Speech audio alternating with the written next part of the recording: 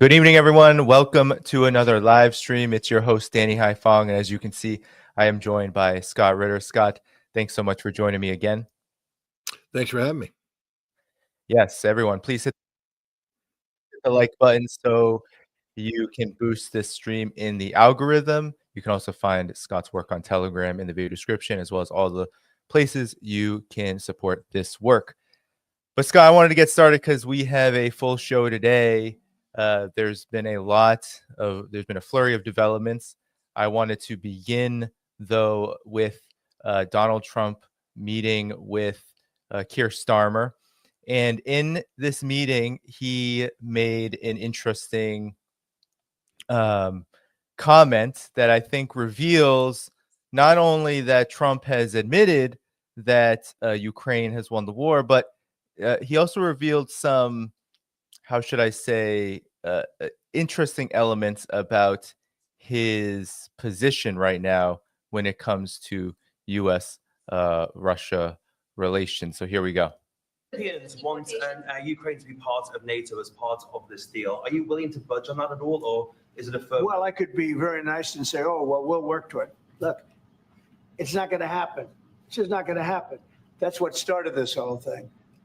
Biden said that, and all of a sudden the gun started. That was one of the primary reasons it started. And this was long before President Putin. They never said it was an impossibility. So we can say, oh, gee, well, we'll try. But that's something that's just not going to happen. And then the other question I ask is about the land. Will you get your land back? Well, they've fought long and hard on the land, and you and I will be discussing that. We're going to certainly try and get as much as we can back. But on the NATO, it's just not, that's not going to happen. Yeah. Mr. President, Mr. President. All right. So, Scott, NATO is not going to happen. But one thing he also said there is about the land, the territory. And one of the concerns that was raised when he said that, and he said this a few other times too, is that they're going to try to get as much back as they can. Now, what's your take on this position and what Trump ended up talking to the media about during the Starmer visit? What did he say? I'm just going to break it down. This is as basic as this gets. That's Starmer and Trump, are going to try, there's an operative term, to get back as much as we can. You know what he just said, Danny? They're not getting any land back. End of story. It's done. It's finished.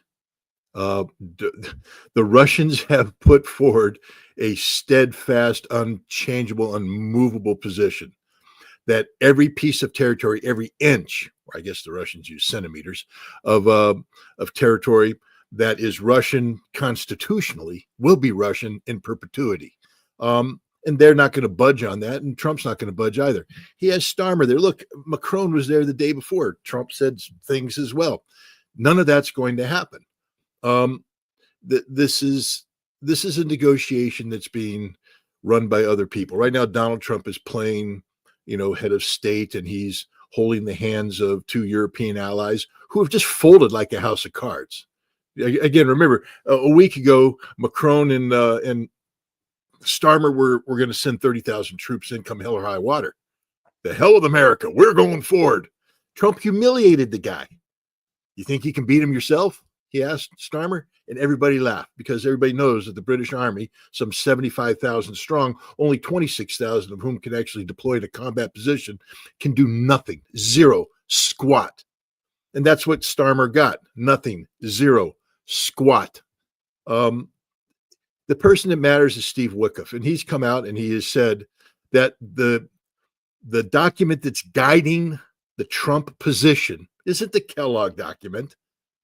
It's the April 2022 peace treaty that almost was. He said that was almost a done deal, and that's what they're relying on. So if people want to know what's going on, it's that document updated with what Vladimir Putin said is present day reality. Is Trump going to make an opening gambit saying, hey, let's get some terrible. Let me ask you this too, Danny. Is there a ceasefire right now?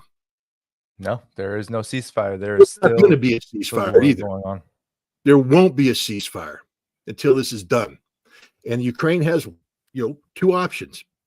Lose another million people as they futilely try to hold on to territory that legally is Russian, or accept the fact that they've lost and concede that. That's it. There's nothing else going on here. Trump didn't say anything. I just parsed it out for you.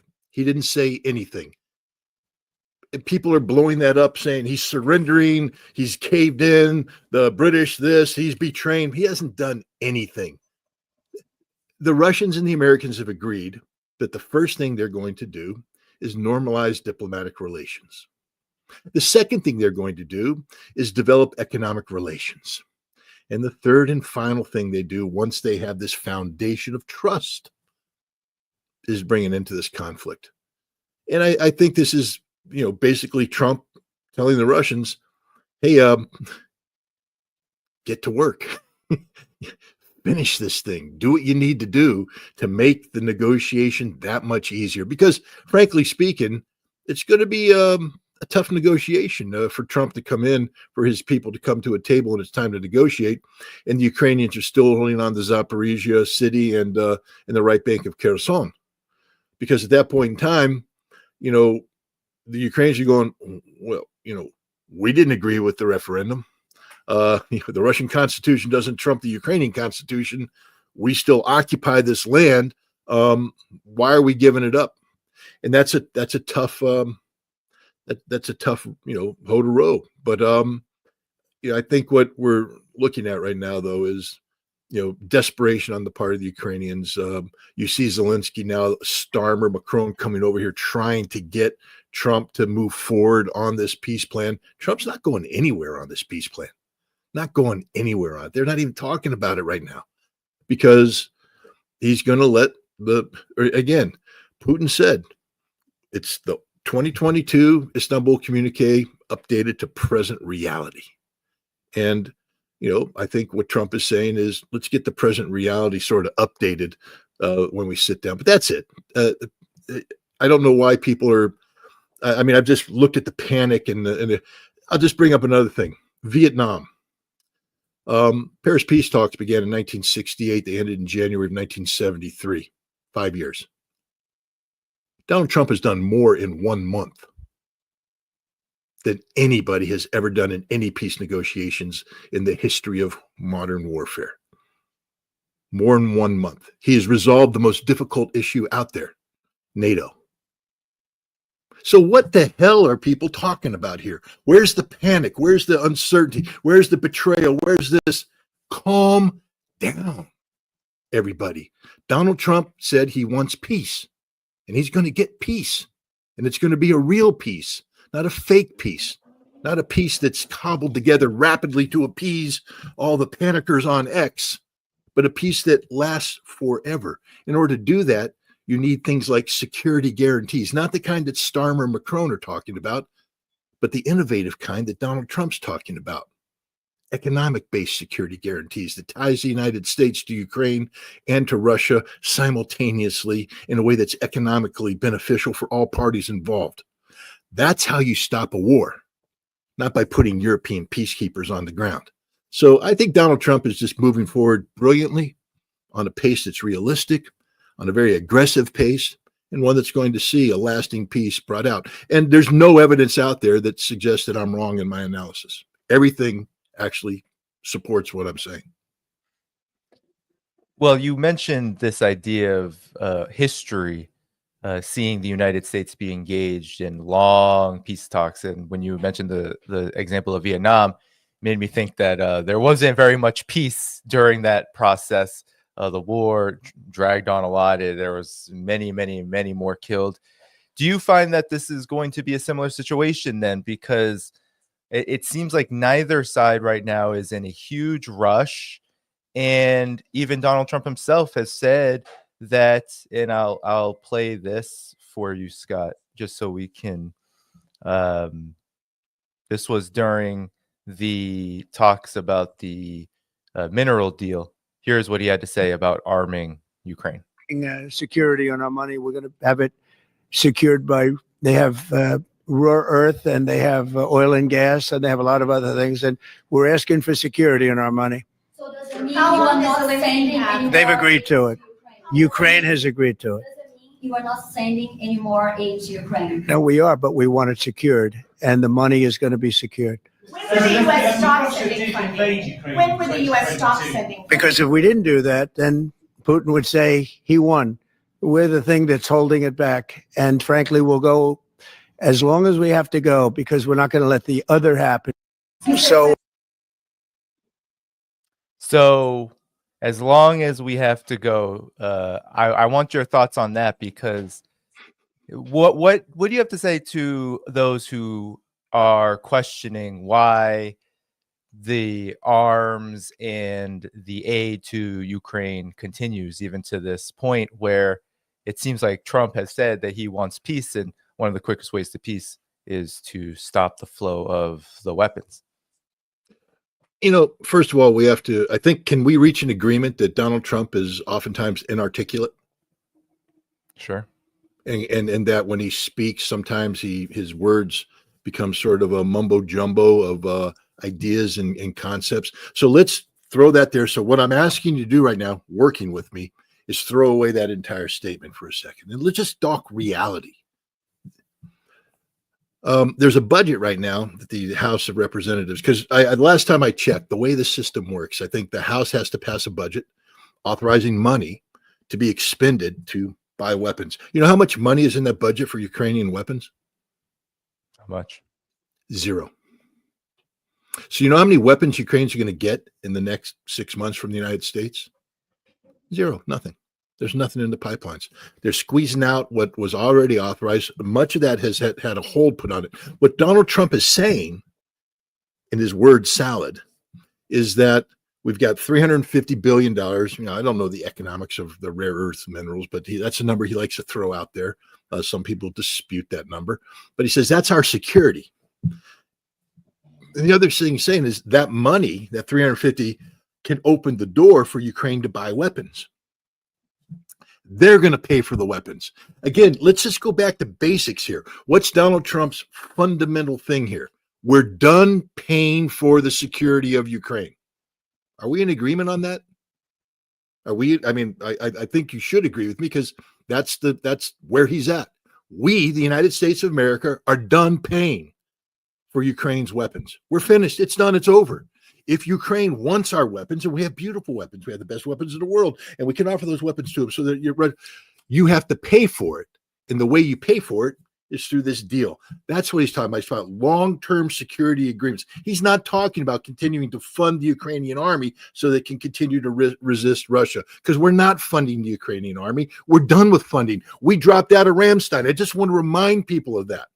The primary vehicle for providing weapon support to Ukraine was the Ramstein contact group that we used to lead. Pete Hegseth went over there and turned it over to the British, and he said, "You're in charge. Europe is in charge. We're done. We're finished. We're not going to be arming Ukraine again." That's the reality. That's the facts on the ground. So let's stop making stuff up, because you can take the word jumbo salad, but then you have to attach it to reality. There are no weapons going into Ukraine right now. There's no money for weapons. Congress hasn't allocated funding for weapons. So therefore, it's over. And that's, Trump is saying that, we're not going to leave Ukraine naked in any peace agreement. He's saying, and again, whatever Trump is saying today about the peace isn't going to happen. He has negotiators. The guy I trust more than anybody else is Steve Wickoff, because he's the guy that made this all happen. He's the guy that made it all about the economy. He's the guy in constant contact with Kirill Dmitriev, talking about the economic aspects of this. And he is positive. He is optimistic.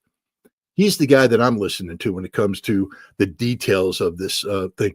There is no peace negotiation taking place right now. Everything Donald Trump is saying is just mumbo jumbo. There's no peace negotiation. The Russians have said the United States hasn't put anything on the table, and there have been no follow-on meetings.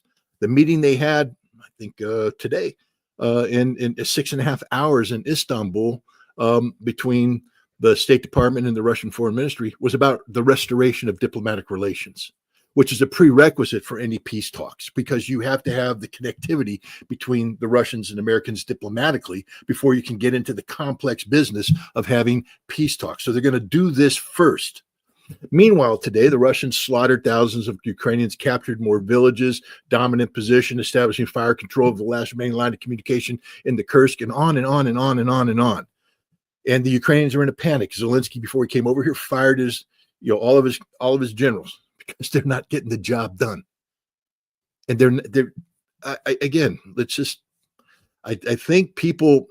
Here's where I think there's so many people out there that hate Donald Trump, despise Donald Trump, that they just want him to fail. And I'm not going to use bad language on your show, Danny, because I respect you and I respect your audience. But you all can go to hell. To be honest, this isn't about loving Trump, but you're hypocrites in the extreme. You say you want peace. Oh, we believe in peace. We want peace. We want the war to end. There's one guy that's making that happen right now. His name's Donald Trump, but you hate him so much that you're desperately trying to pull things out of thin air to make it look as though he's a failure, that he's a liar, that he's a hypocrite, that he's doing the exact opposite. The facts just don't align up for the people that are, voting against Trump. The man is on a singular path towards peace. Let me give it again. I just want to get the basics here, because people, you have to stop making stuff up. Donald Trump has instructed Pete Hegseth, that's the Secretary of Defense, in case you all didn't know, to immediately begin reducing the size of the Defense Department budget by 8% for the next 5 years. That's a 40% reduction when this is all said and done. That's the strategic direction that this warmongering hypocrite that you all are talking about is taking us. And part of the instructions that are being given to the Pentagon on where to reduce the funding is to reduce European Command. That's the U.S. Military Combatant Command that supports NATO. Now, if Donald Trump was secret, because I've read this too, he's secretly trying to come in and build up NATO and betray Russia and stab Russia in the back, and their hands are moving imaginary arrows on the map. None of that's happening. He's talking about withdrawing the United States. Oh, what was the other thing that happened? That's right. We defunded NATO. Whoa, what about that, guys? All the secret war plans that's pretty damn clever of Donald Trump. A secret war plan against Russia based upon lies and hypocrisy, but he's defunding NATO as we speak. And is he helping the European Union? Nope, he's going to put tariffs on them as well. Guys, get on board. Stop hating Donald Trump and start supporting peace, because that's the direction he's taking us, the direction you all claim you want to be going on. This is a man who is talking about, preventing World War III. I remember, Danny, when we were talking in September, October, November, how worried we were about nuclear war and how worried your audience was about nuclear war. Oh my God, nuclear war. It has to be stopped. Joe Biden's a threat. Well, the man that stopped it, his name is Donald Trump. He stopped it. We're not at that same level right now. He is saying, I don't want a nuclear war. And he is talking about nuclear disarmament. How can you have nuclear disarmament talks with Russia? The kind that he's talking about, sweeping, when you're seeking to betray them with imaginary arrows and maps and designs and all this stuff. Stop it. There's diplomacy taking place right now. With the French, guys, Macron flew in, had an imaginary meeting with Donald Trump, and flew home with nothing. Nothing. Starmer flew in, had an imaginary meeting with Donald Trump, and flew home with nothing. Zelensky's here. He's going to have an imaginary meeting with Donald Trump and then go home with nothing. That's the genius of Donald Trump. He just took the three biggest diplomatic problems we have when it comes to resolving this. There was a fourth one. That was the foreign minister of the European Union who came in to meet with Marco Rubio. And Rubio said, no, we ain't meeting. I'm sorry, I don't have time for you. Whoa, what does that mean? It means Trump is playing, the politics of diplomacy right now. Receiving people, holding their hands, laughing, making them feel good, sending them home with nothing. Absolutely nothing. What do you say to those, Scott? One of the big concerns is the idea of what you brought up, NATO being defunded. On the one hand, indeed, Trump is pushing that NATO be completely on Europe's responsibility track in terms of money, raising the cost of the defense budgets of Europe and demanding that they do so by several percentage points. But what do you say to those? Because I've thought about this too, is a lot of those defense budgets that are going to be raised are going to be spending money, I believe, on US weapons. Do you feel like that this could be or what's your response to those who may feel like this may be the United States stepping back in terms of its leadership role, quote unquote, but still fueling the kind of militarization in Europe that brought us to this point in the first place? What would you say to them? I don't know what they're talking about. How's the United States? I'm confused. So you're telling me that the United States is going to cut ties with NATO, defund NATO, and then turn around and tell NATO that you have to increase your spending, and that means you have to buy weapons from the United States? What weapons are they going to buy from the United States? Not a single nation will buy a weapon from the United States going forward under those conditions. In fact, every NATO member so far is talking about, if this happens, that NATO needs to build up its own defense industries to limit the reliance upon the United States for weapons. So we'll go in the exact opposite direction. That's the reality. Listen, don't make things up. I understand there's a lot of smart people out there who, think on issues and all that stuff, and then they sort of start speculating.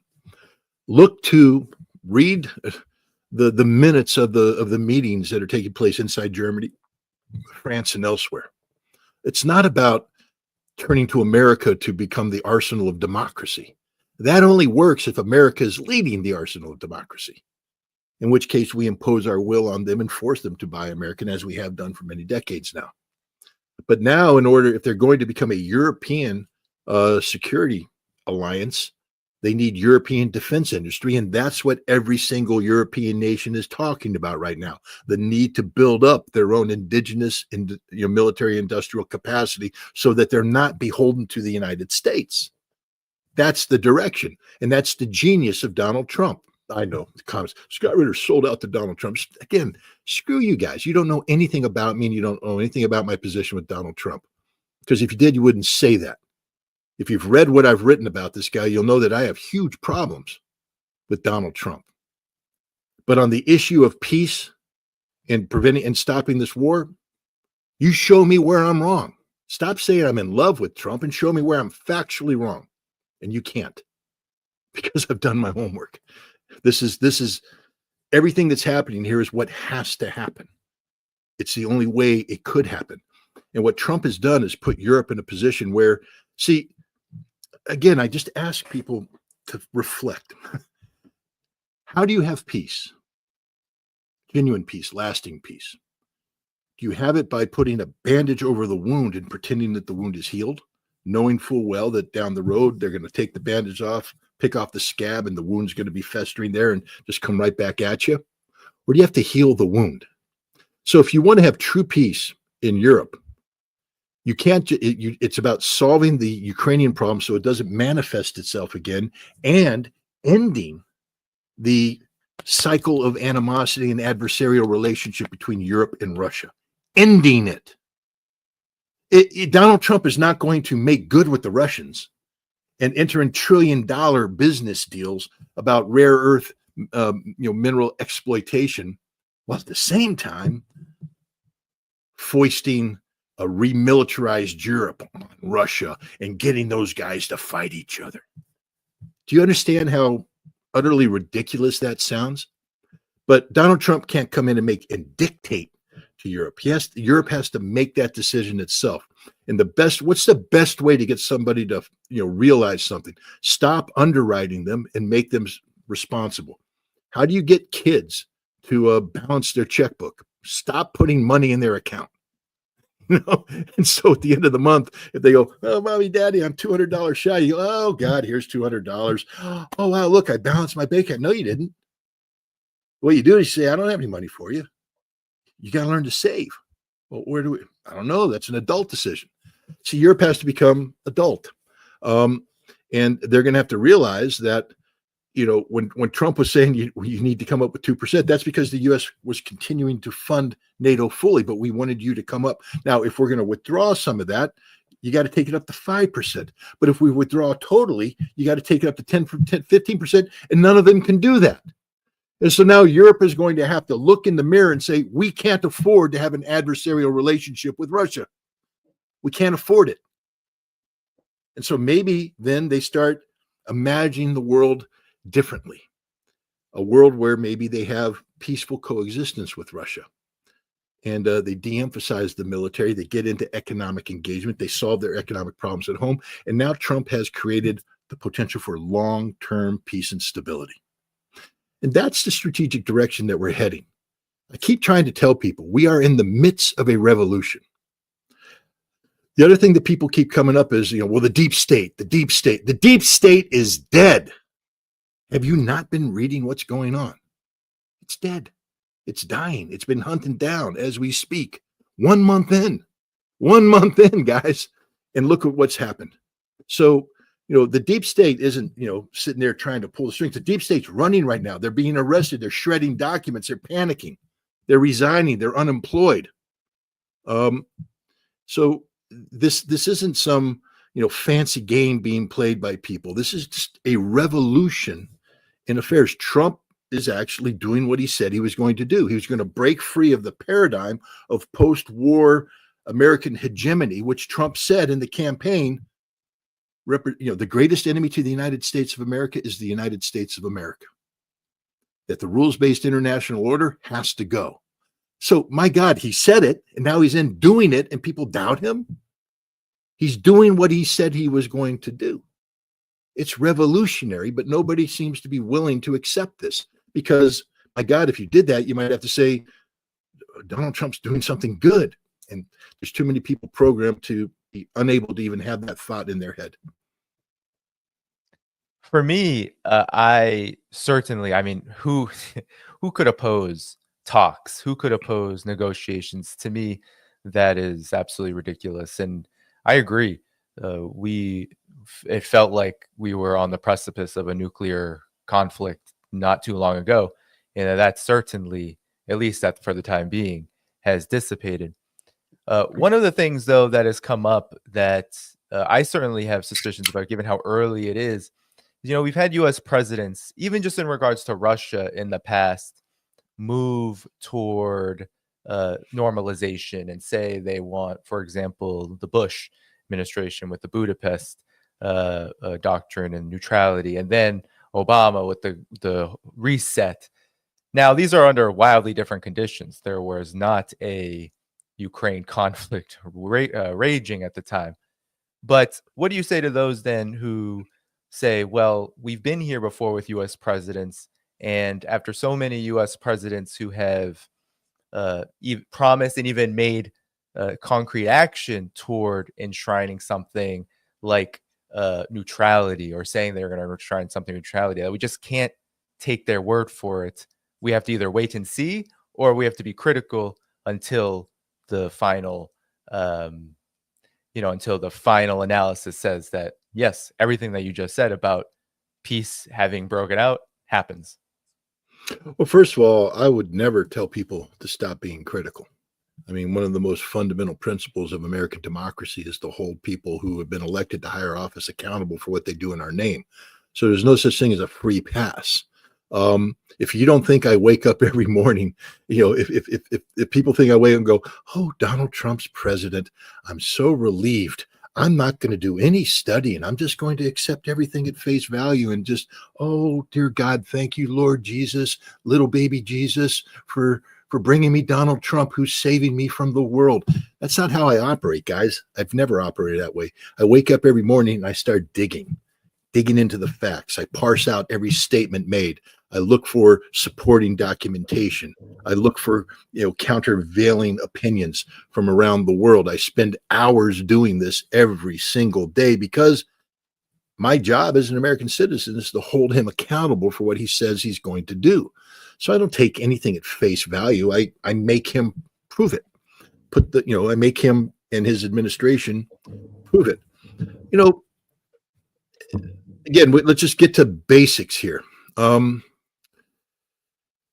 When people start comparing Trump and what he's doing to previous administrations, you leave out the one thing I just told you about, the revolution. You see, you can't pretend that there's continuity between what happened with the reset of the Obama administration and what Trump's doing. Why? Because there's a revolution taking place. You see, that reset wasn't a reset because the deep state has never wanted neutrality or stability or peace. The deep state has always wanted to bring Russia down. Let's talk about the reset for a minute. You know who the genius was who came up with the reset? His name is Michael McFaul. At the time, Michael McFaul was the Russia desk guy at the National Security Council. He was brought in out of Stanford by Obama to be his Russia guy. Michael McFaul is not a Russian expert. He's a guy who spent some time in Russia, but see, a Russian expert, somebody who appreciates Russian culture, Russian history, the Russian people, the Russian nation, can have empathy with the Russians. Michael McFaul was a Russian exploiter.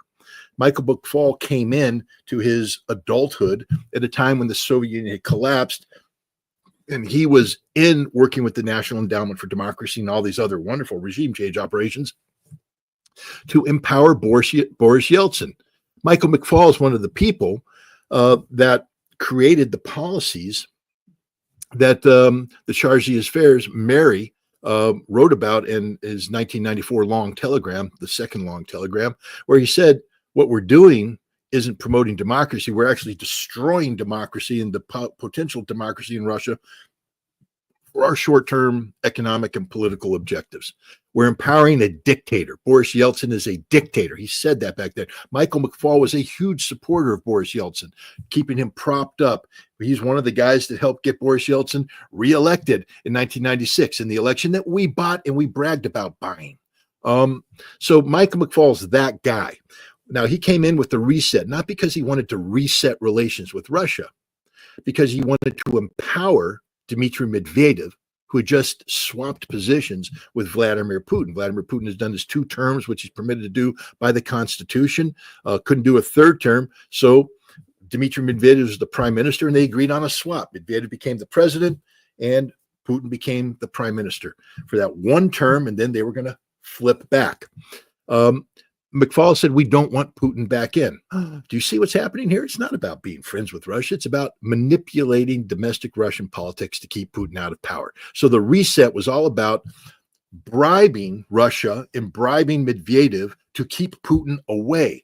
It got so bad that Obama's vice president, Biden, flew to Moscow in the March 2011 before the and lectured the Russians. He went and met with the political opposition that the CIA was funding, NED was empowering, USAID. See, back then when you said that, but they're just doing good things, Scott.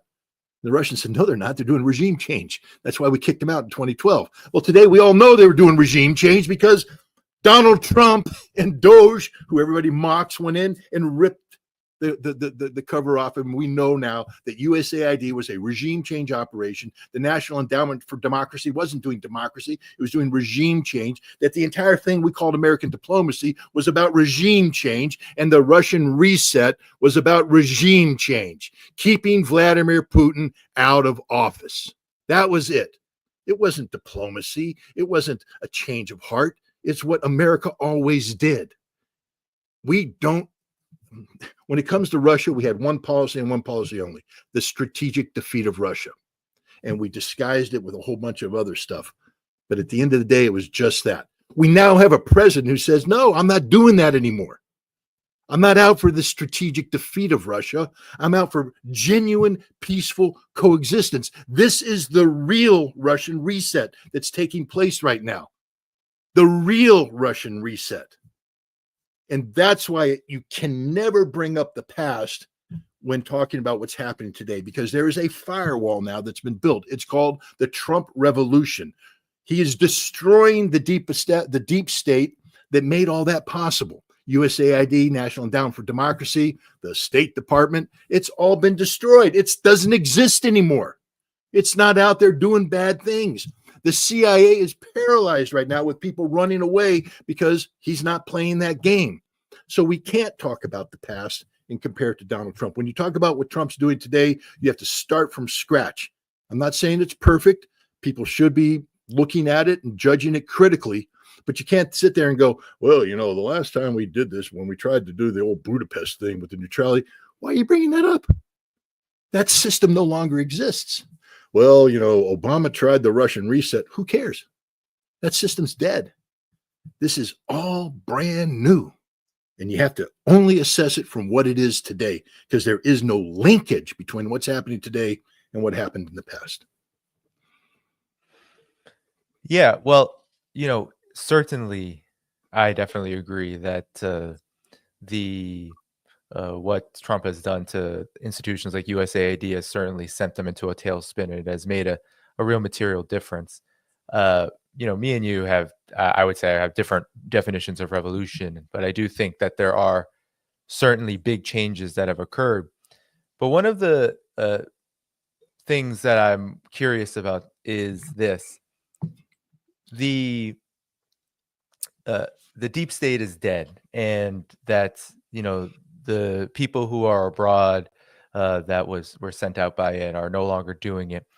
You know, I'm wondering about whether, because that it's so deep, the United States is everywhere in terms of its regime change apparatus. Trump just, I believe, nixed the Chevron deal, which is going to hurt Venezuela quite badly. What do you say to people who believe that there could be simply a reorientation of foreign policy away from what was an unsuccessful? And I think this is where, for me, one of the big reasons I see Trump doing a lot of this is because the war's been lost in Ukraine, and there's no way of getting that back. There's no way to change that calculus.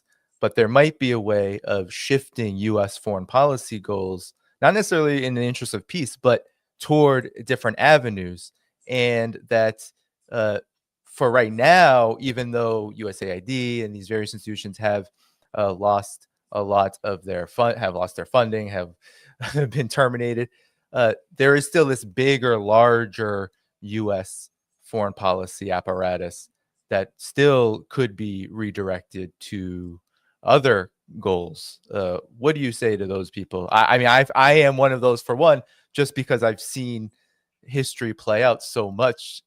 And you say throw it out, but it's hard for me to throw it out when we are still so early. So what do you have to say to this? Well, let's talk Venezuela for a second. I mean, it's curious. The Biden administration made a. I mean, maybe let's see if we can establish some fundamental points of agreement. That the Biden administration, when they came in, inherited a policy from the Trump administration that incorporated elements of regime change. Can we agree on that? That there were several CIA-backed coups that failed, that the Biden administration was continuing down that policy. Can we agree on this? So we're dealing with the deep state in regime change. And now when we speak of regime change in Venezuela, we're talking about old CIA connectivity with the old families of Venezuela. Guaido came from all that and all that. So we've got that going. Jim Story, you know who Jim Story is, the American diplomat who was, you know, the last guy running the embassy in Venezuela, went to Colombia and set up the Venezuela interest section, which is nothing more than a regime change front for USAID, NED, and the CIA to come in and all that. That's operating full time there. We were sanctioning the hell out of the Venezuelans as well. Their oil. We were trying to shut down their oil economy because we wanted Maduro gone. And then the Biden administration shifts gears. Why? Why suddenly did the Biden administration give oil concessions to Venezuela? Well, for me, was it the price of oil? It was about the economy. It was about oil. It was about the sanctioning of Russia. The fact that I believe some of our refineries on the Gulf Coast are geared towards the sulfuric content of oil that comes out of Venezuela, because Venezuela was one of the largest producers of oil, supplying American gasoline production and diesel production. And when we cut off Venezuela, then we had to go. There was one place in the world that had oil of similar sulfuric content, and that was in the Urals of Russia. But we couldn't buy from Russia, so we had them sell that oil to India, and then India tapped it a little bit, and then we transferred it on the ships and we brought it in. But that got to be very expensive and a little bit hypocritical when we're talking about opposing the war in Russia. And so the Biden administration said we're going to give concessions, and then we had an election, where Maduro won, but what we did is we said, if we start playing games. I mean, we don't have to get it deep, but do you agree with me that we suddenly had a sort of a weird change in our posture towards Venezuela, one where we gave concessions and we didn't necessarily reject Maduro as the leader? Guaido was sort of pushed to the side and forgotten. Can we agree on that? Yeah, I mean, this is a policy I've seen Democrats do many times in the past. For example, there was the temporary thaw with Cuba, and that ended up actually being just a very cookie cutter, paper thin, a very reversible act, which we saw then Trump reverse very quickly when he went up. But anyway, continue. But we can agree that it wasn't Trump's policy, right? It was a Biden policy. Right. So Trump comes in, looks at it and says, what the hell is this? We gave him concessions for what? What did we get out of it? What's going on here? See, Trump is saying we're going to be buying Russian oil straight from the spigot pretty soon. We don't need Venezuela. We don't need to play games. So see, Trump's project, and I'm not saying Trump's right, because we know what Trump did before, CIA coups and all that kind of stuff. But Trump came in, took a look at Venezuela policy and said, we got no leverage over them anymore. I mean, if we want fundamental change, we've got no leverage. If we want to create change, and it's not just about change with Venezuela, Trump is thinking strategically in South America on how to position America to be the dominant political and economic power in South America to push back against the Chinese. I think we can agree on that too, that Trump wants to push it back against the Chinese. That's his strategic vision, the American fortress that he's talked about. And so in order to do that, we need to have some leverage over the Venezuela. And so he shut down the concessions. And they said, no, we're not doing that. And, we need Maduro to make some changes in terms of, how things happen. Now, that's the opening gambit for a longer negotiation. But that's what I think is driving this. I don't think it's, it's not, the deep state doing it. Jim Story's not in Colombia anymore. They're not running that, regime change thing. That's all been shut down. The USAID has no money. NED's not there anymore. All shut down. It's all shut down. All Trump did is say, we're not playing stupid games. What Biden did was a stupid game, inconsistent. What do we want to accomplish in Venezuela? What's our strategic objectives? And can we achieve that there is a tongue twister there, that strategic objective through this concession thing? So he just shut it down. That's what I think is going on here. I don't think there's anything deeper than that. I don't think there's a cabal of Venezuelan deep staters who have magically avoided being decapitated in the purge that's taken place, who are sitting there going to Trump, okay, now we need you to do this, we need you to do that. I think Trump took a look at it and went, this is stupid. Why did we give them concessions, and what are we getting for that concession? See, he's a zero-sum game guy. He said, we gave away something, we didn't get anything back in return. So we're taking that away until we get something. If you want those concessions, you got to put something on the table for us. And I think that's the direction Trump's heading. I don't think there's any nefarious deep state thing taking place here. Well, it's interesting because in his first term, as you had mentioned, Biden had softened on the Maduro, Juan Guaido, that whole debacle. But it was the Trump administration in his first term which did generate that regime, almost a laughable regime change operation. But it did have its violence. It did have the proxies. It did have that element to it. But when we talk about what you're saying, though, one concern that I have, that I feel the audience has as well, because we've seen this with other iterations of U.S. presidential administrations, the move toward changing U.S. foreign policy, framing it as, let's say, peace or like a game changer or what have you, and actually it becoming more effective. So right now, this zero sum that Trump is promoting with Venezuela, on the one hand, could be seen as, well, the United States wants something out of any kind of policy with Venezuela. On the other, there's still, not only with Venezuela, but also with Russia, there's still all in any U.S. foreign policy flashpoint, there's still these ongoing policies, sanctions on Venezuela. Donald Trump just renewed sanctions on Russia for a year, albeit we have negotiations ongoing.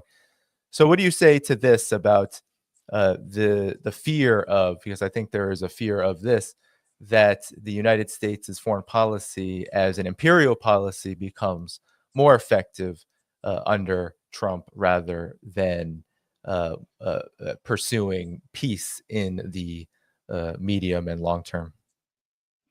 But again, I go back to the basics. Look, Donald Trump has admitted that when he came in his first term, he had no idea how to govern. And so what happened is he had to turn to, the establishment to assist him. That's why you got the John Boltons and you got the Mike Pompeos and people to come in, people who despised Donald Trump. And yet they worked for him, supposedly loyal lieutenants, because he had no one else to turn to. He needed to govern. He didn't understand what was happening. So he was taken hostage by the deep state. And the deep state, when he tried something radical, such as the denuclearization of North Korea, he ended up getting stabbed in the back by his national security advisor and by his secretary of state. When he was looking at policies, he wanted fundamental change with Russia, and the deep state prevented that. The next thing you know, he's sanctioning Russia, selling weapons to Ukraine, doing all this crazy stuff because he's not in control of the foreign policy. The deep state was. And then he left, and he's learning all this, and then he has the deep state for the next 4 years carrying out lawfare against him, tried to destroy him, remove him from power. And what Donald Trump did is retreat back in to a group of trusted loyalists and said, if I'm going to be president again, I cannot have any deep state involvement. We're going to have to go to war with them. It's not just about not bringing them in. We have to fundamentally destroy them and destroy the apparatus that we can't trust, the apparatus that has actively conspired against him. And that's what he's done. So I don't think there's any relationship between what he's doing today and what he did when he was president earlier, because back then he was literally held hostage by the deep state. And today he's killing the deep state. He's liberating himself from the deep state. And so then we have to look at, what motivates him, because it's impossible to say what motivated him, with Venezuela and others, because again, it wasn't him. It was the deep state that was continuing to push standard political doctrine and dogma on him regarding Venezuela and Maduro and, how to bring Venezuelan oil production under American control and all this kind of stuff. Now, I think he has a much more simplistic, notion of what makes America great again. And when it comes to Central and South America, the number one thing is that you have to get America in and keep China out. And that's what's driving him, for better or for worse. I'm not saying this is sound policy. I'm not saying it's good for the Venezuelans. I'm not saying anything other than that appears to be what he's doing. He's trying to get Venezuela in the America camp and keep the Chinese out. And that's a complete departure from the past practice. This is a much more simple, pragmatic approach to foreign policy. Will it work? I have no clue. But I would caution people relying too much on analytical models that compare and contrast past performance under previous administrations with Trump's doing today and trying to make some sort of connectivity. Well, I wanted to now talk about another concern, one that I think is warranted given what we've heard from even in the talks there's a lot of these speeches, like Pete Hegseth, for example, when he was in Brussels, he talked about, he's berating NATO, but at the same time, he says, well, we have bigger concerns. He says, within our own borders and the communist Chinese, who have an interest and the capabilities of endangering the United States. Now, Donald Trump has talked about something that I wanted your thoughts on here. Back in October, before he was elected, he gave an interview with Tucker Carlson, and this is what he had to say about Russia and China.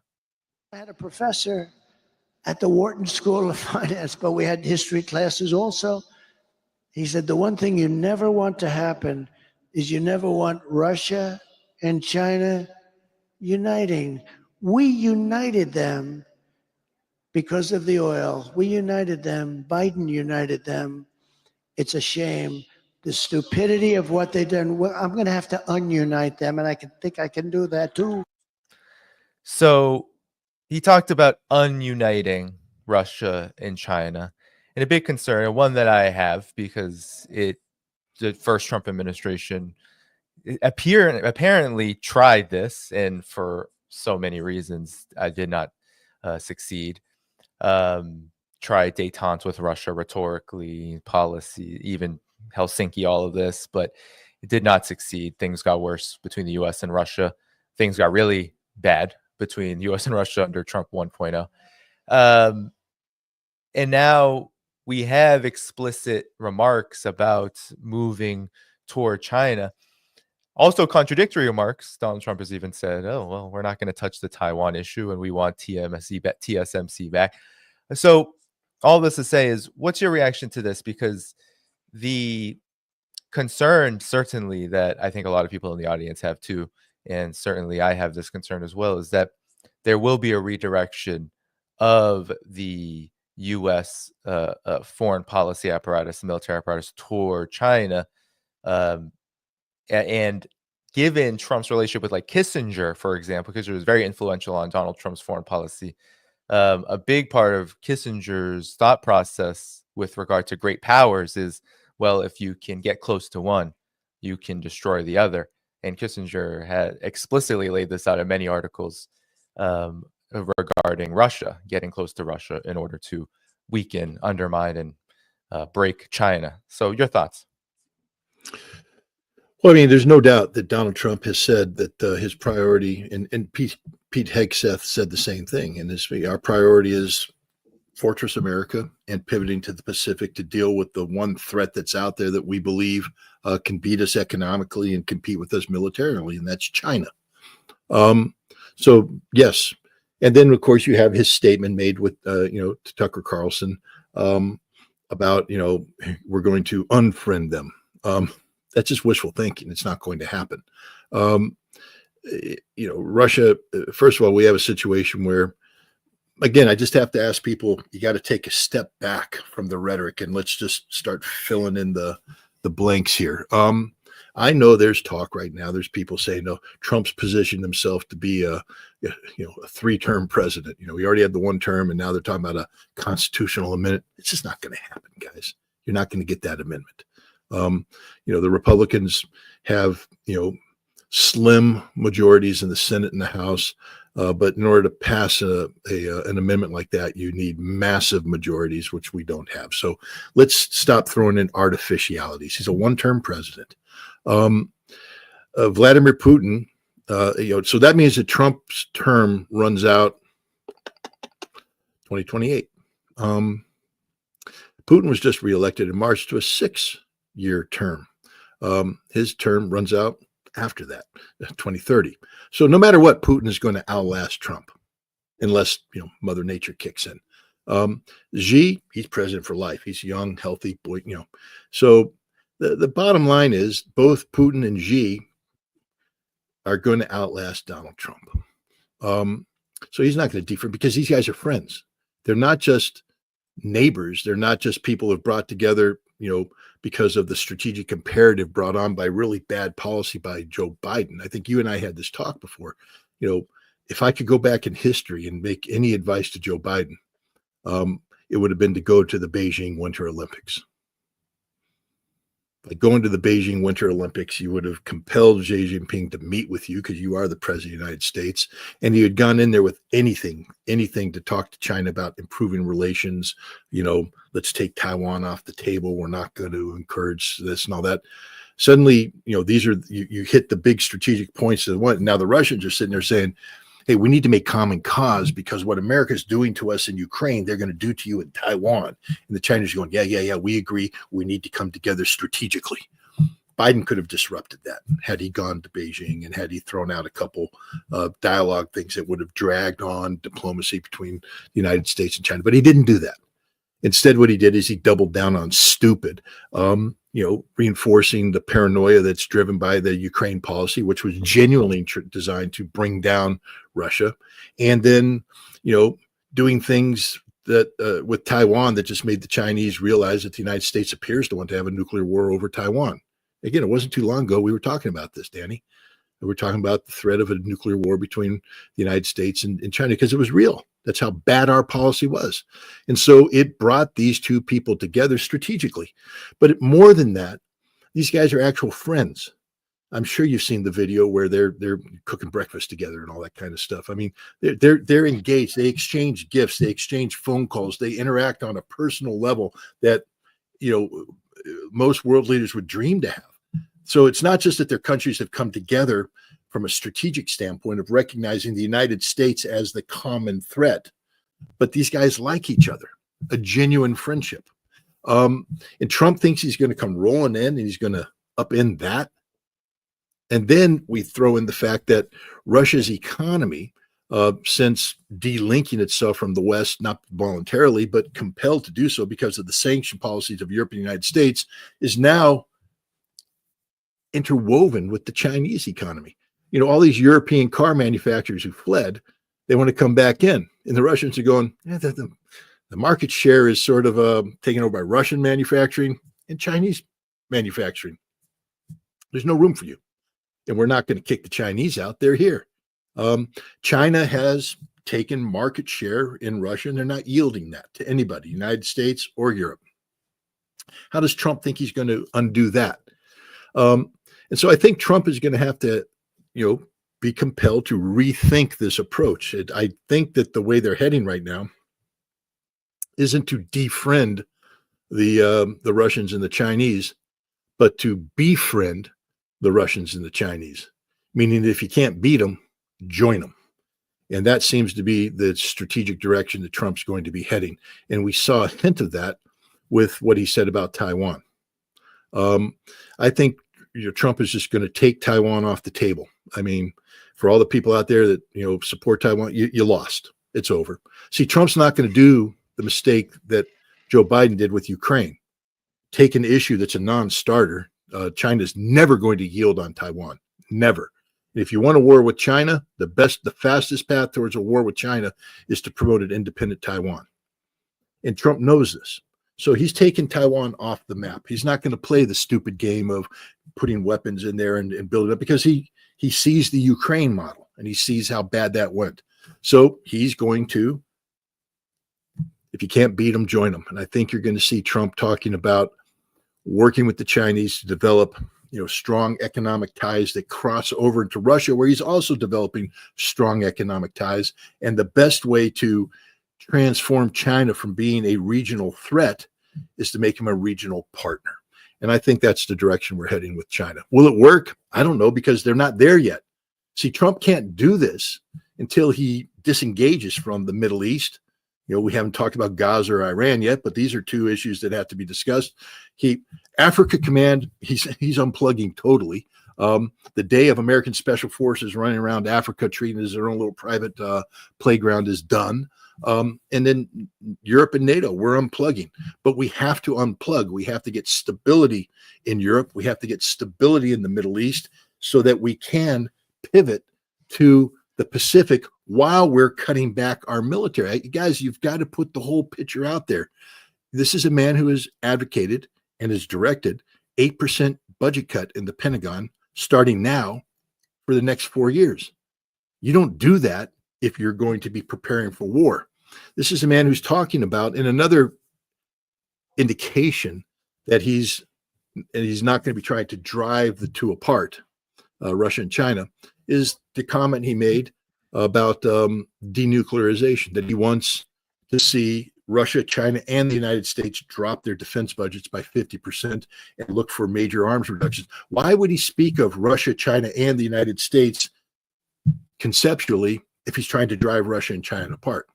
He would instead be talking about Russian-American initiatives and Chinese-American initiatives, but he wouldn't bring Russia and China together strategically like that unless his vision is one of working in a cooperative fashion with both and using that linkage to transform the adversarial direction of American-Chinese relations into one that's more of a friendly competition and even cooperation. I mean, look, he's a businessman. Who has the best supply chains in the world right now? The most developed? Well, China. Right. All right. So now, gosh, do I want to reinvent the wheel, destroy the Chinese supply chains, reinvent American China? That takes years. Trump doesn't have that time. Or why don't we just jump in on the Chinese supply chains, take advantage of that, reduce friction, reduce costs, maximize economic value of the American reindustrialization? I just think that Trump is looking for that kind of thing, but he's also going to tell the Chinese that there is an American sphere of interest that we don't want the Chinese in. And that sphere of interest is defined by the Panama Canal, and we see the actions he's taking there. It's going to be very interesting to see what he does. I always laugh when Trump starts talking about the Panama Canal, and I'm like, the Chinese don't care about the Panama Canal, not at all, because the Chinese they've made the Panama Canal moot. They built a multi-billion-dollar port in Peru that has high-speed train interconnectivity between Peru and Brazil that can bring containers from the Peruvian port to the Atlantic coast of Brazil in a fraction of the time it takes ships to transit the Panama Canal and work their way through the Caribbean and around all that stuff. If I were Trump, that's what I'd be focused on. I'd be like, how do I disrupt that? Because that's the strategic economic driver of the region, not the Panama Canal.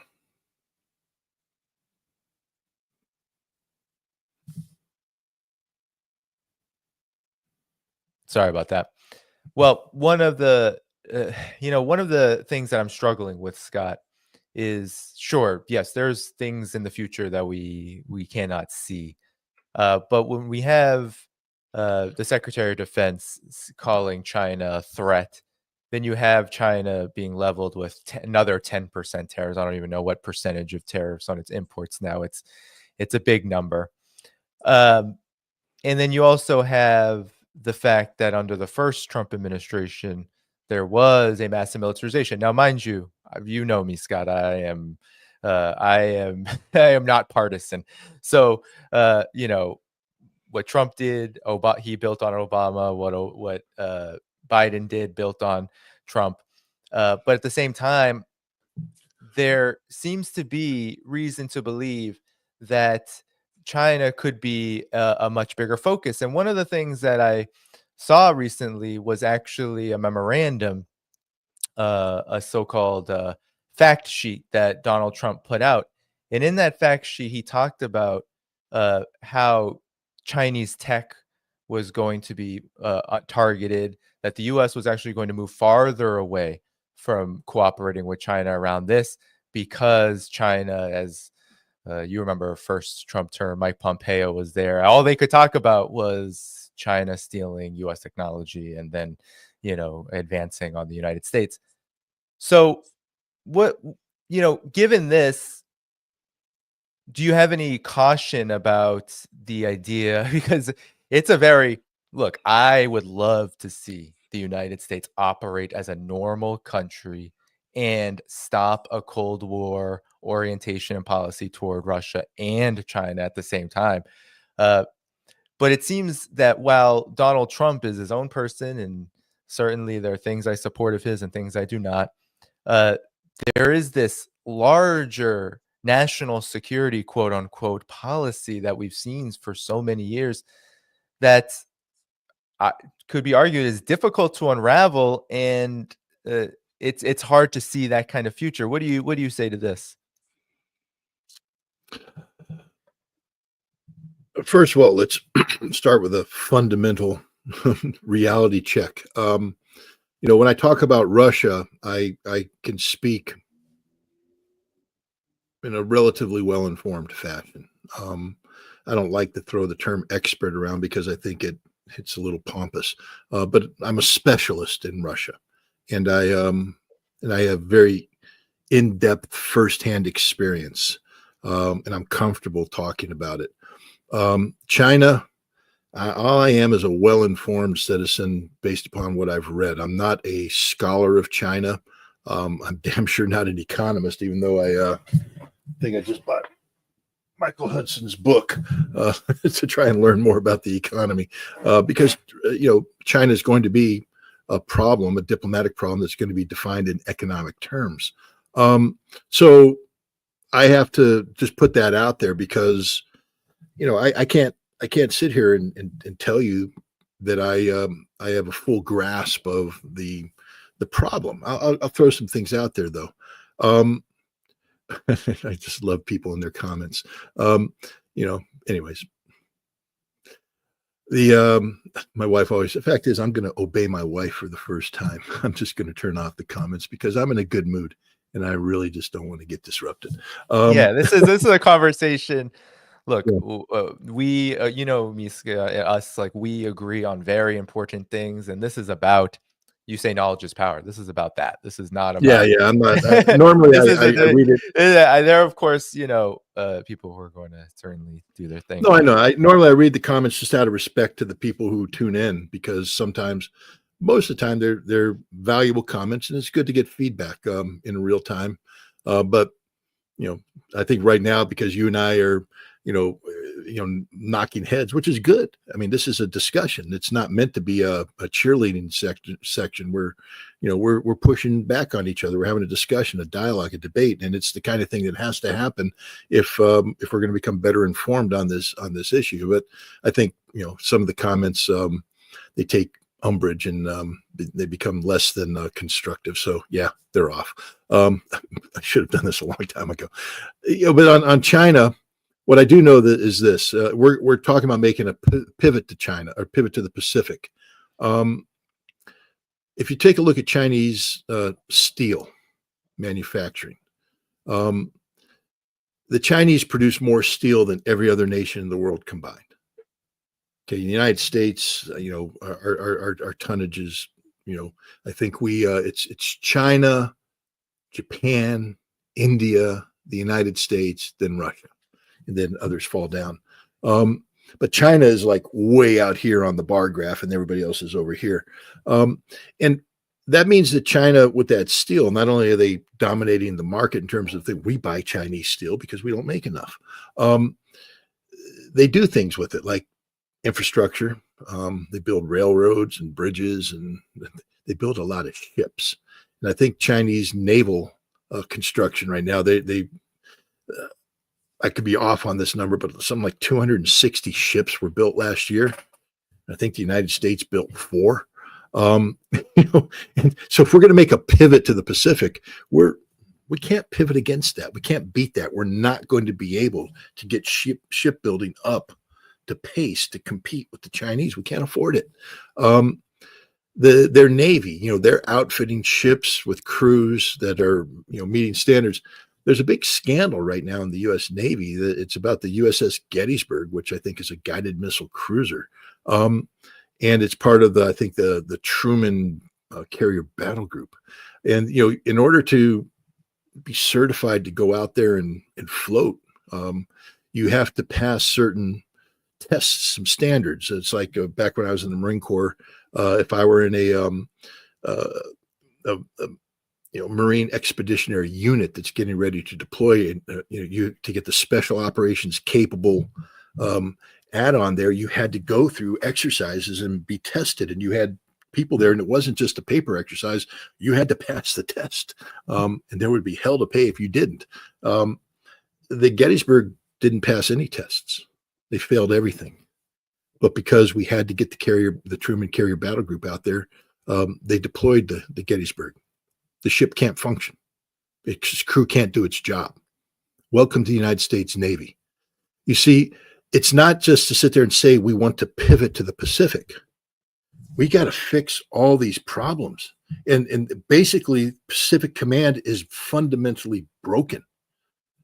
Under the Biden administration, the 3rd Marine Division went from being an honest-to-God old-fashioned Marine division to becoming, they reorganized in what they called littoral regiments or something of that nature. But we took traditional structures, broke them down, and now we have a division whose job is to run around the South Pacific in small boats.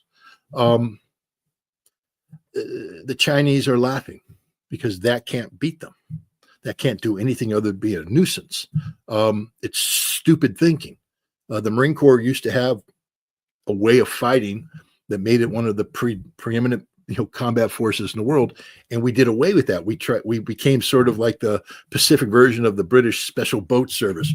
Really cool group of guys, small numbers, but in a high intensity conflict, they're gone on day one, and there's nothing left to replace them. And that's what the Marine Corps did. We can't fight in the Pacific right now. We're incapable of a sustained high intensity conflict, posture. So this is another reason why I feel that, reality check is going to tell Trump, who's a one-term president, that if we try to compete with the Chinese militarily, we're not going to get anywhere, and you're going to fail, because now you've put the priority on military, when around the world you're trying to create a new paradigm that says America interfaces, leads with diplomacy backed by the economy, and yet in the Pacific you're going to lead with the military backed by incomplete diplomacy. So I think we're going to see a transition away from the military because we can't afford it. We'll build a military capable of protecting the sea lanes and things of that nature. I think Pete Hegseth is committed to, bringing back lethality. And I know a lot of people, hate that term, but I'm like, what do you think the military is supposed to be, guys? I mean, do we hug you to death? Or do I jam a bayonet center mass in your chest, twist it out, blow out your spine with a well-aimed shot? Okay, my job is to kill you if I'm in the military. So lethality is the only standard that counts, the only standard. And we don't have a military that's as lethal as it needs to be if we're going to deter people from, if we create the perception of weakness, then people will act as if we're weak. Whereas if we have the perception of strength, people will say, maybe we don't want to mess with America. Right now, I think we're not as strong as we need to be. So, Hegseth is going to look at the lethality of it. But meantime, Trump wants to fundamentally change how America interfaces. How do we compete with China? Again, my advice, I know Scott's auditioning for a job with the Trump administration. You guys don't know me very well if you think that's the case, and you don't know the Trump administration. No, I'm not. But it doesn't mean that as an American, I wouldn't, I'll give free advice, which I'm doing right now. One of the most impressive things about Russia is its diplomatic corps, Sergei Lavrov and company. The Chinese have a very accomplished foreign ministry, but they're not Sergei Lavrov. And when they interface with the world, they do so in a very stiff manner. I think the United States would do well by flooding the Pacific with diplomats, by doubling, tripling the size of our diplomatic staff to get out there to learn what the needs, wants, and desires of the various nations are, not to seek to impose our vision on them, but to listen to them on what needs to be done. And maybe in doing so, find weaknesses in the way China approaches them that then allows us to develop a counter to that, an economic counter, a diplomatic counter, and begin to engage and begin to push back on the Chinese so that, for instance, the Chinese don't waltz into the Cook Islands. And next thing you know, they're signing an agreement between China and the Cook Islands that talks about exploiting, deep sea mining for these polymetallic nodules that are going to redefine the economy of the region. Came out of nowhere. Why is China taking the lead on that? Hell, the United States was the one who first wrote about this in the 1970s. We said there's that potential, and we've done nothing about it. Nothing about it. and we gave it to the Chinese. I think it's time we stop giving the Chinese anything. If the Chinese want to get something, they got to earn it, but they're going to have to go through us, not militarily, but diplomatically. And we do have the ability to be clever in diplomacy, and we can back it up. We should have been the ones going to the Cook Islands. We should be the ones doing the deep sea mining. We should be the ones becoming the leader in that. We should be the ones out there talking about, working with the Philippines. Stop trying to impose our will, but listen to the Filipinos in terms of what they want in terms of fishing rights and things of that nature. Working with the Vietnamese on offshore drilling, but we allowed our own domestic politics about drilling get in the way. The Vietnamese don't give a damn what America thinks about drilling in West Texas. What the Vietnamese care about is that they have a bunch of offshore concessions that need to be successfully exploited, but they're running into problems with the Chinese. Why aren't we taking the lead and taking ships down there and working with the Vietnamese and planting drilling rigs in and getting that oil out and helping the Vietnamese and therefore winning the Vietnamese on our side? These are the things I think that Donald Trump's going to be looking at doing. Posturing the United States in a more aggressive standpoint economically, but it'll be reality based. And where we come in with the Chinese, then we learn how to cooperate with the Chinese, how we do things collectively. Like I said, if I want to be, this is again just me thinking. I'm not saying Trump's thinking that. I look at a map and I say, okay, we got the Chinese-Pakistan economic corridor. It connects China down through Pakistan, brings it down to a port, in warm water port. Why don't I reverse that? See, instead of viewing that as a threat, saying, well, the Chinese are going to be coming down here and pouring it out here, I'd sit there and say, how can I use that to get into China? How can I reverse that pipeline? Because it's a two-way street. And instead of having nothing but empty cargo vehicles going back there, how can I get in there and take the infrastructure China's already developed and use it to our advantage? That's what I would be doing. I would be looking at, we look at how they do rail connectivity, from China through Central Asia into Europe. Reverse flow, baby. Let the Chinese build all the railroads they want, but reverse flow it back. Take control of of what's going back there.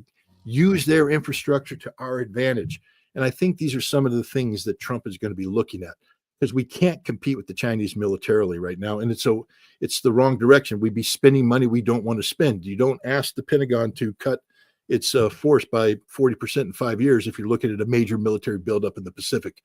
And you don't ask the Chinese to cut their military if you're going to be confronting them with a major military buildup in the Pacific. So I do think we're going to be seeing a de-emphasis on the military and more emphasis on the diplomacy and the economy. We're not looking at splitting the Russians and the Chinese. We're going to find a way for us to be a part of that so that we benefit economically while maintaining some sort of stability that promotes peace. Trump does not want war anywhere. Well, a few things, and I think we can kind of get into some big picture stuff because we're already going there. But what you described is essentially what China does now. And you said something earlier about the United States should not look weak. Now, I would argue for me that actually, in order to build up the kind of trust that's needed to compete with China, the United States is going to have to look weaker, especially on the military front. Not necessarily that it is weak or that it doesn't have the ability to fight a war, but that it can be trusted not to wage war and emphasize cooperation. Because what China does is that it has a strong military. And I actually disagree with Trump's assertion that it would be a good thing for the United States and China and Russia to all cut their military budgets by 50%, because the budgets of China and Russia are so much smaller than the United States that if there's going to be cooperation and parity, it should be that they work toward parity so that they can defend themselves, but not necessarily wage war against each other. That would be my hope. But all of this is to say is that China, the reason why it can go to the Cook Islands, the Solomon Islands, and make all of these deals is because these countries, the people there, the leaders there, They believe China is going to bring something tangible without the threat of the use of force if the Cook Islands, for example, is a political system that they don't like. And I just wanted to show you something, Scott, because I too hope that Donald Trump emphasizes economic cooperation with China. Actually, that would put a lot of ease on my mind because I certainly don't want to see the China initiative coming back, but I'm going to show you something that's kind of concerning here. So here is the memorandum I was talking about that just came out. Donald J. Trump encourages foreign investment while protecting national security. And here's one of the there's a lot of ridiculous things in here, but here, and it almost sounds like what you said earlier, Scott, about when he's talking. There's some nonsensical things that come up, but here is what he said about the economy. We will adopt new rules to stop U.S. companies from pouring investments into China, to stop China from buying up America, allowing all these investments that clearly serve American interests. He also promised to stop Chinese-owned firms from stealing intellectual property, our workers' knowledge, and then sending it back to communist China. We're not going to let that happen. We have powers that haven't really been used in terms of environmental. If you invest over $1 billion in the United States, we're going to give expedited reviews. And he also, of course, went out. There's this land political issue. He said 43 million acres of U.S. agricultural land, 2% of all land in the U.S. is owned by foreign entities, and 350,000 acres of that are owned by Chinese, which is, if you do the math, a very, very, very, very, very tiny percentage. So it goes, I'm actually curious about what the other foreign entities are, because that's literally like 99%. But all this is, guys, that there is a posture still, it seems like, of, I think competition is good. And China says competition is good. Russia says competition is good. But the way that the United States has competed in the economic realm has been through war. We've seen it with the sanctions, of course, that backfired with regard to Russia, also with China. But cutting off the United States from China seems to be still the rhetoric that, okay, well, we need to pour in. And certainly, I don't think the world would be mad, and certainly I wouldn't be mad if the United States poured inward and said, well, let's invest in ourselves. But it's quite hard, given what you said about China's supply chains being the most advanced, to also cut yourself off from China and do that, because those things are pretty synergistic. So your thoughts about this, because it does raise concerns about whether we are going to be headed into a very counterproductive shift from economic war on Russia, which I want to see end very, very, very badly, because I think Russia would benefit mightily and doesn't have to change policy at all, to an economic war on China. First of all, just to clear the air, I mean, the United States is never going to look weak. So it's just that's a dream, a fantasy. Peace through strength is the mantra. It's been a mantra of every American president's administration, and the hope that America is not going to lead by saying, oh, but the 3rd Marine Division has stopped doing bayonet training because we don't want anybody to be afraid of us anymore. No, I would never advise any president to promote such a policy. I want people to think about, if they are contemplating the possibility of war with America, to understand that we have a bunch of meat-fed young men whose sole job is to kill you. And if we unleash them, they will inflict tremendous pain on you. And so let's not go that direction. So that, I believe we have to have a very strong military, but that's just a fundamental point of disagreement there. I would say that the Solomon Islands and the Cook Islands didn't approach China because they were afraid of American militarism or anything. Let's talk about the Solomon Islands. They approached China because the United States had cut off diplomatic relations. We didn't have a functioning embassy. We hadn't had a diplomat visit there in decades. And so when the Chinese came, the Solomon Islanders went, somebody's talking to us. Okay, you're going to help us? Great. I think if we did more talking to people going out there, not with military, I think we have to stop this whole concept of leading with military exercises, leading with military bases. It's counterproductive. But go in and say, what can we do for you economically? What kind of investments can we make? What kind of businessmen do you have here? Hey, let's get a business council in and let's start talking about how we can bring American investments in. I think that if we did more of that, we'd be more successful. I think Trump is fundamentally wrong in his approach on China. I'll tell you why. Because if you look at what he's trying to do there, he's actually, without an actual conflict to underpin these policy decisions, he's heading us into a direction of the kind of delinking that took place with Russia, which has backfired. And I think Trump is going to find out that you can't delink from the Chinese. But the other thing about Trump is that he oftentimes leads his negotiations with very aggressive rhetoric. I mean, Danny, I'm no English major. Could you really understand what Trump wrote in that paper? I mean, it was confusing. It was word salad. It was all over the map. There's a lot of the yes. It's all there is. Just made no sense. So what it sounded like to me is someone said, "Mr. President, you gotta look tough." Well, we're gonna, first of all, the best way you look tough to Americans, because I've been fighting Russophobia for a long time now. Americans are just fundamentally ignorant about Russia. Danny, I think you're an expert in Sinophobia, if we can use that term. The fear of China. And one of the things that sets off America, the Communist Party of China. The Communist Party of China. You hear Hegseth. When I hear Hegseth say the Communist Chinese, it drives me nuts. I mean, crazy. It's crazy. I mean, not to, but just to show you the stupidity of this approach. Do you remember Tom Cotton talking to the Singaporean head of TikTok? Have you ever been a member of the Chinese Communist Party? I'm a Singaporean. You're not answering the question. Have you ever been affiliated with the Chinese Communist Party? I mean, the singular focus on the Chinese Communist Party as if it's something bad. A news flash for Tom Cotton and everybody else.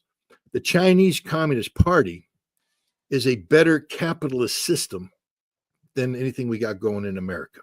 They understand capital, investments, profits. So this isn't, the old Mao Zedong Chinese Communist Party. This isn't your grandfather's Chinese Communist Party. This is the new Chinese Communist Party, which is a singularity. I mean, I'm not going to pretend that China has this diverse political opposition. They don't need it.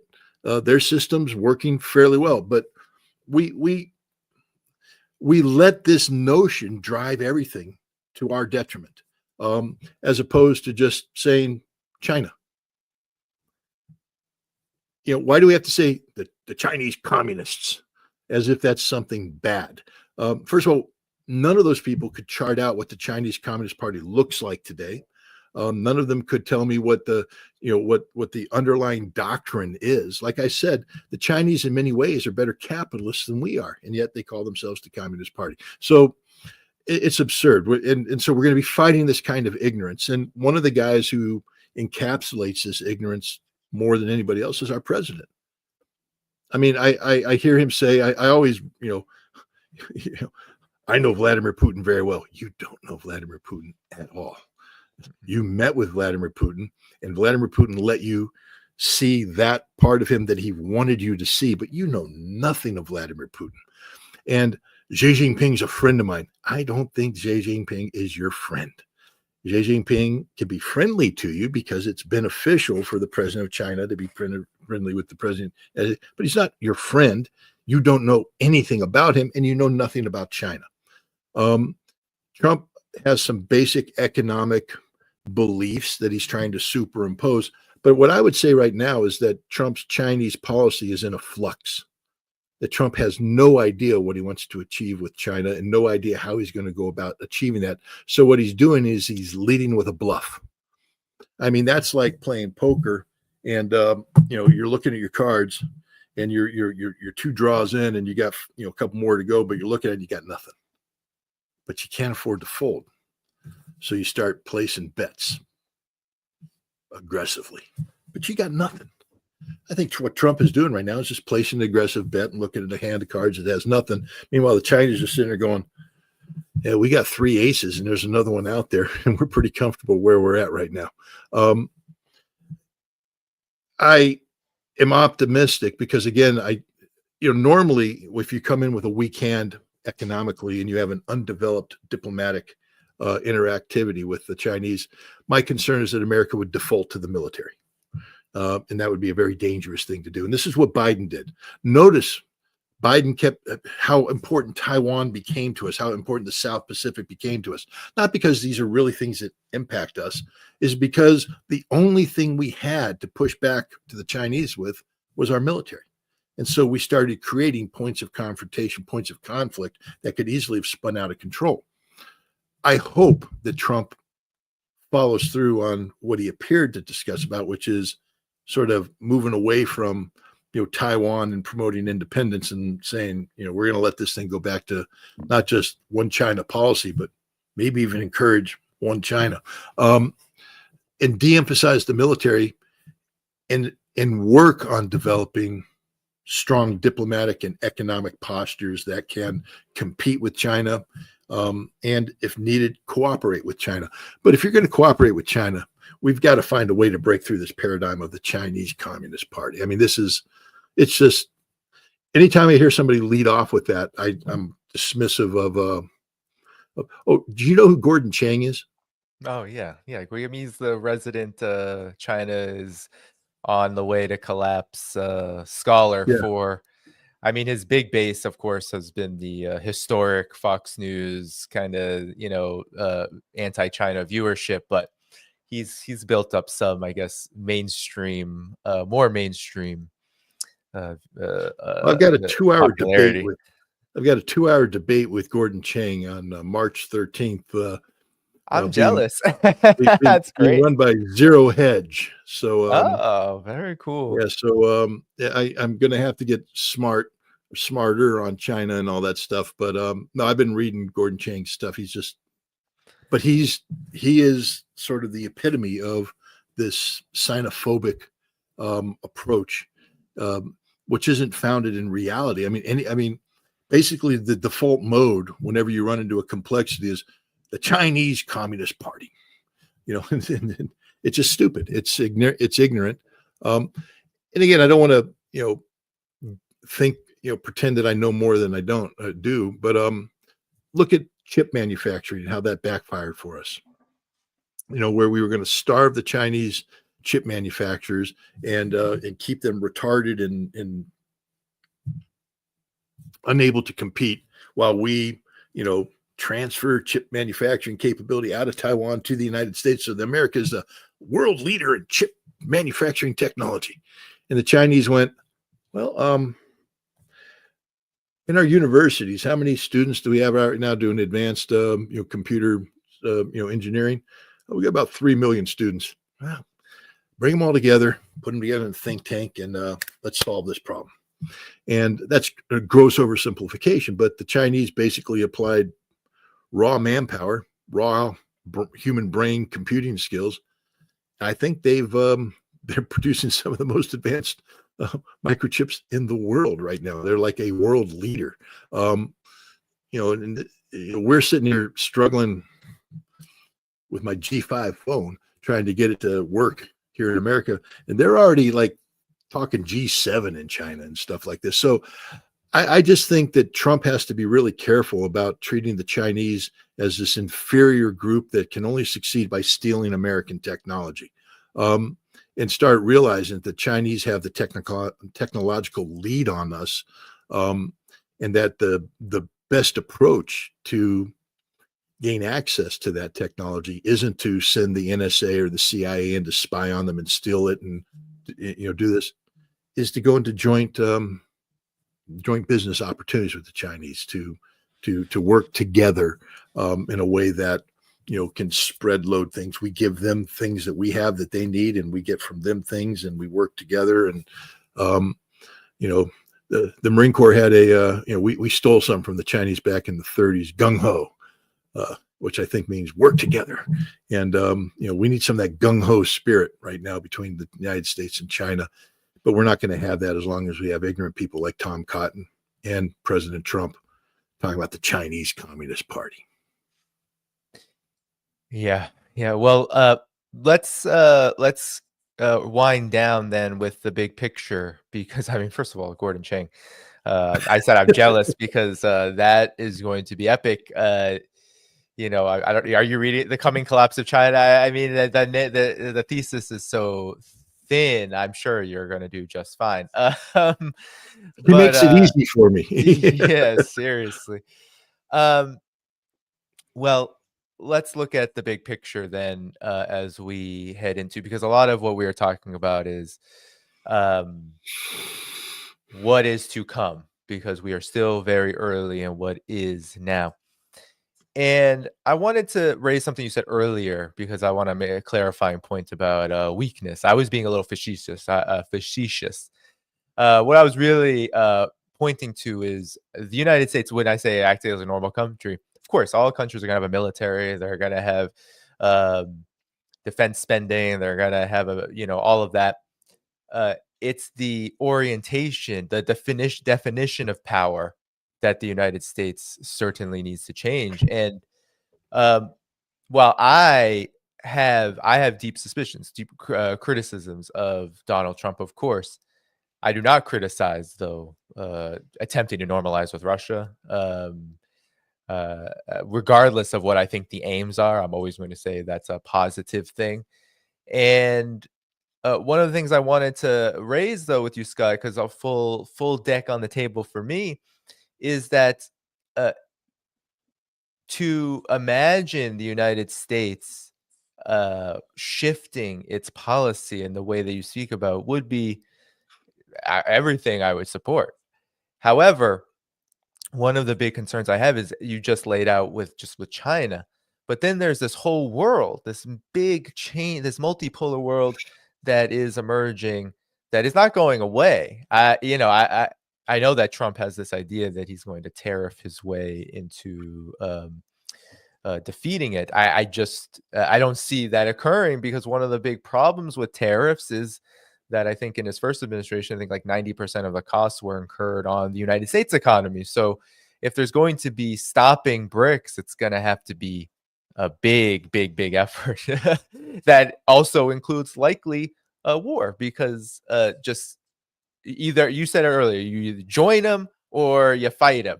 And if you join them, well, the multipolar world stays. If you fight them, you accelerate the multipolar. I see the multipolar world as a pretty much a permanent fixture now. But of course, we didn't talk about Iran.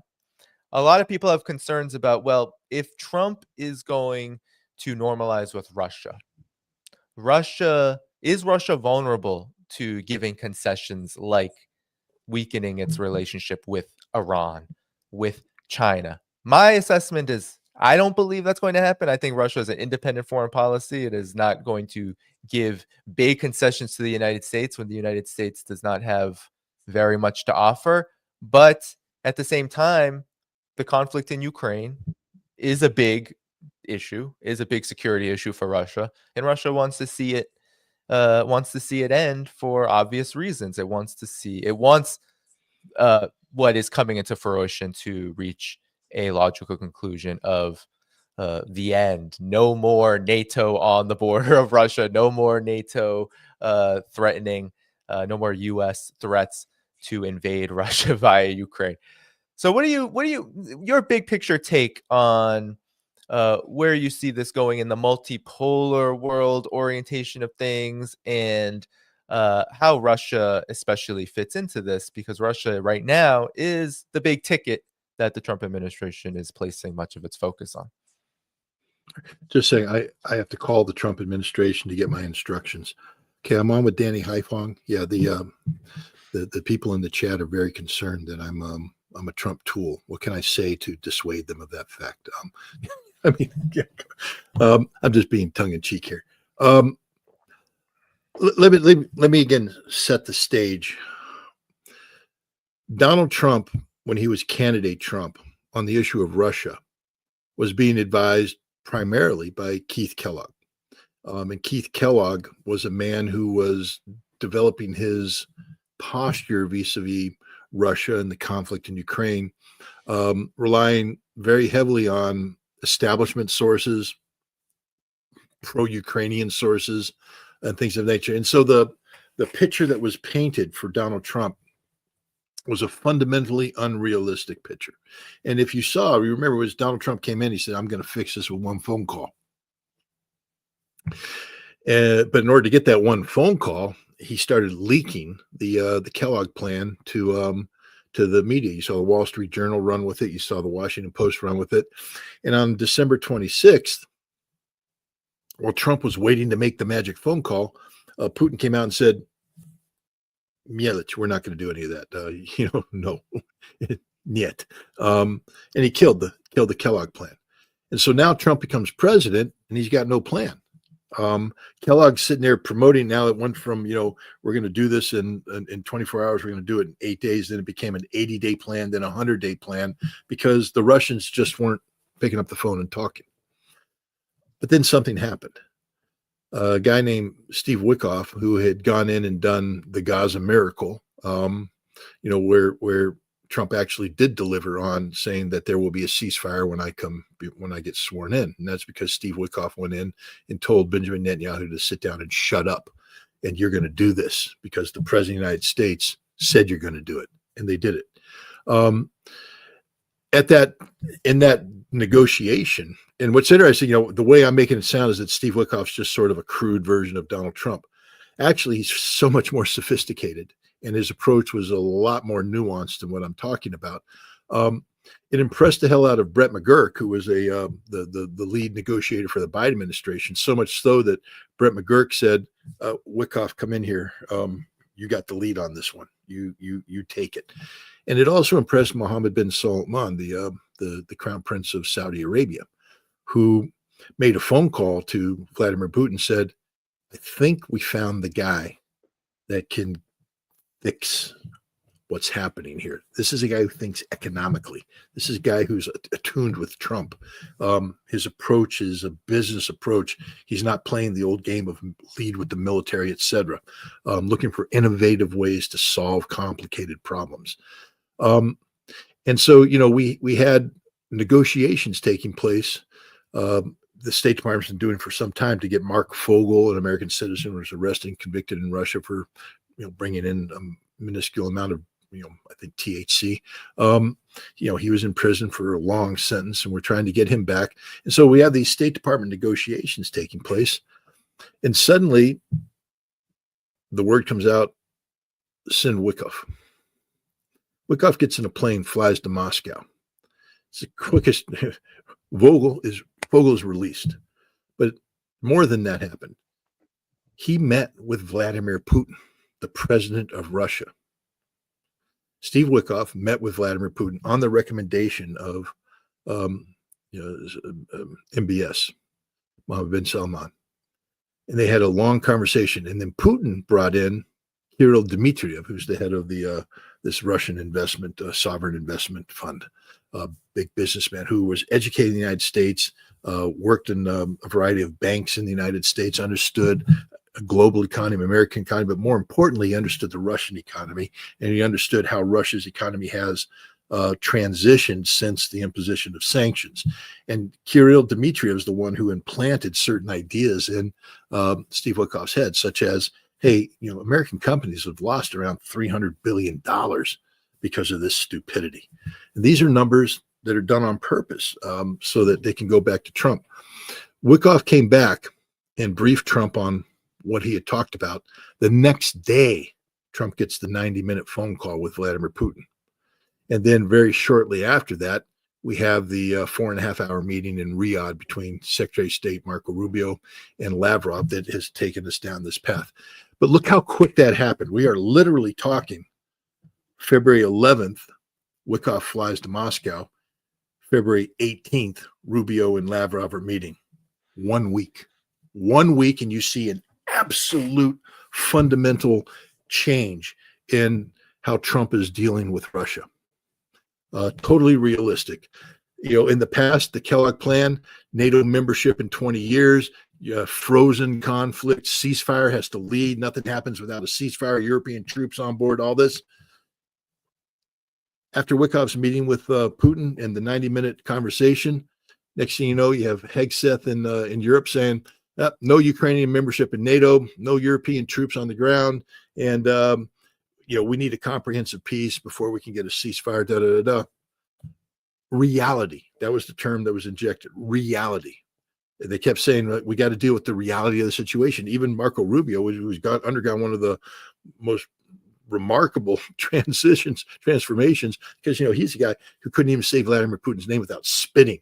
He's a guy who mocked Sergei Lavrov as the foreign minister of a dictatorial power, man who couldn't even think about sitting down with the Russians, and now he's leading the diplomatic charge. Total transformation. Why do I bring this up?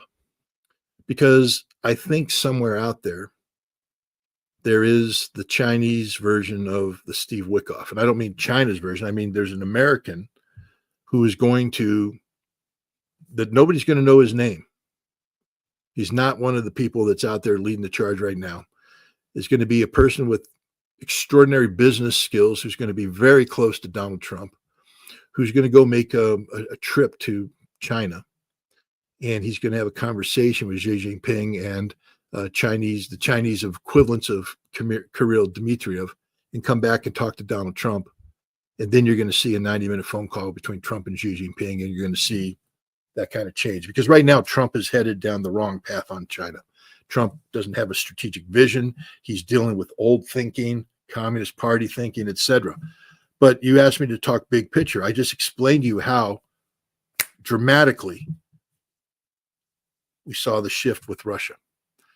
I'm going out on a limb here to say that that's the direction I think because Trump is looking for solutions. He's not looking to sustain problems. If Trump was tied to old school thinking about Russia, we wouldn't be where we're at today. But Trump wanted a solution to a complicated problem. And suddenly Steve Wickoff gave him the solution. Work together with the Russians. It's reality based. Trump wants solutions to the Chinese problem. He's not looking to sustain existing problems and all that. He wants to solve these problems in a fundamental fashion. And the only way that's going to happen, in my opinion, is he has to change dramatically the trajectory that he's on. Now, again, you and others who doubt might say, yeah, I mean, there's so much xenophobia in America today. How could that possibly happen? Well, Danny, isn't there a lot of Russophobia in America today? Yeah. How many people would have thought that the United States Senate and the United States Congress would be silent as Trump said, no NATO membership? I mean, we're talking about a fundamental thing. This wasn't just a Biden policy. Congress was 100% behind. We want NATO membership. We want this. We want that. Trump just swept it all away, and there's not a word coming out of Congress. And I think what you're going to see is Trump is going to be sending somebody, I don't know, maybe his name will be Danny Dhaiphong, to China to have the meeting and come back and brief the president on the realities. And then the president has a conversation with Xi Jinping that's real, reality driven. I think you're going to see in the coming months, once we solve the Russia problem. I mean, Trump is a guy that I don't know if he can parallel process complexities of this nature, but he's going to solve the Russia problem. And I honestly believe he's going to solve this problem. I think he's going to solve the Iran problem. I think there's going to be a negotiation there, not a war. Gaza, let's not talk about it, okay? Because I don't know what the hell's going on in Gaza. I'm sure you don't know what the hell's going on in Gaza. Nobody knows what the hell's going on in Gaza, except that it is confusing. So hopefully there's a solution to be had there without returning to conflict. We have to see. But on China, I would say that right now Trump is tied by xenophobic policies the same way he was tied by Russophobic policies, and that he is going to have to break free of these policies, and it's going to require a Wickoff type figure going to Beijing, initiating a reality-based economic discussion that comes back, and you'll see a major shift in how the United States is going to seek to move. And one of the things about the Russia initiative, and I knew right off the bat, as soon as I heard this, I went, Trump's getting advice from somebody who's pretty damn smart about Russia. And that guy ain't Keith Kellogg. One of the first things Trump talked about, and the Marco Rubio went in, was to undo that which insulted the Russians about the diplomatic snap. It's, we expel diplomats all the time. but it was the way we expelled. But we also took over their properties in Maryland, in San Francisco. We insulted them. We humiliated them. And one of the first things they said is that we're going to undo all that. And the Russians, it was amazing to watch, because the Russians went, well, what? You mean you're going to treat us with respect? You're going to, and the Russians, I mean, they all started getting a little nervous twitch, because they're just like, wait a minute, how do you treat, you've never done this before. It created such goodwill. And I think that I think Taiwan is going to be the key here. I feel sorry for all the Taiwanese who bought into decades of American crap about independence, and we're going to, we have a one Chinese policy, but we don't really mean it. We'll send the Speaker of the House to visit you, to create provocations. And don't worry, the U.S. Navy is going to sail around and all this stuff. And I think you're going to see Trump is going to be like, we're not playing the Taiwan game anymore. And the Chinese are going to go, what?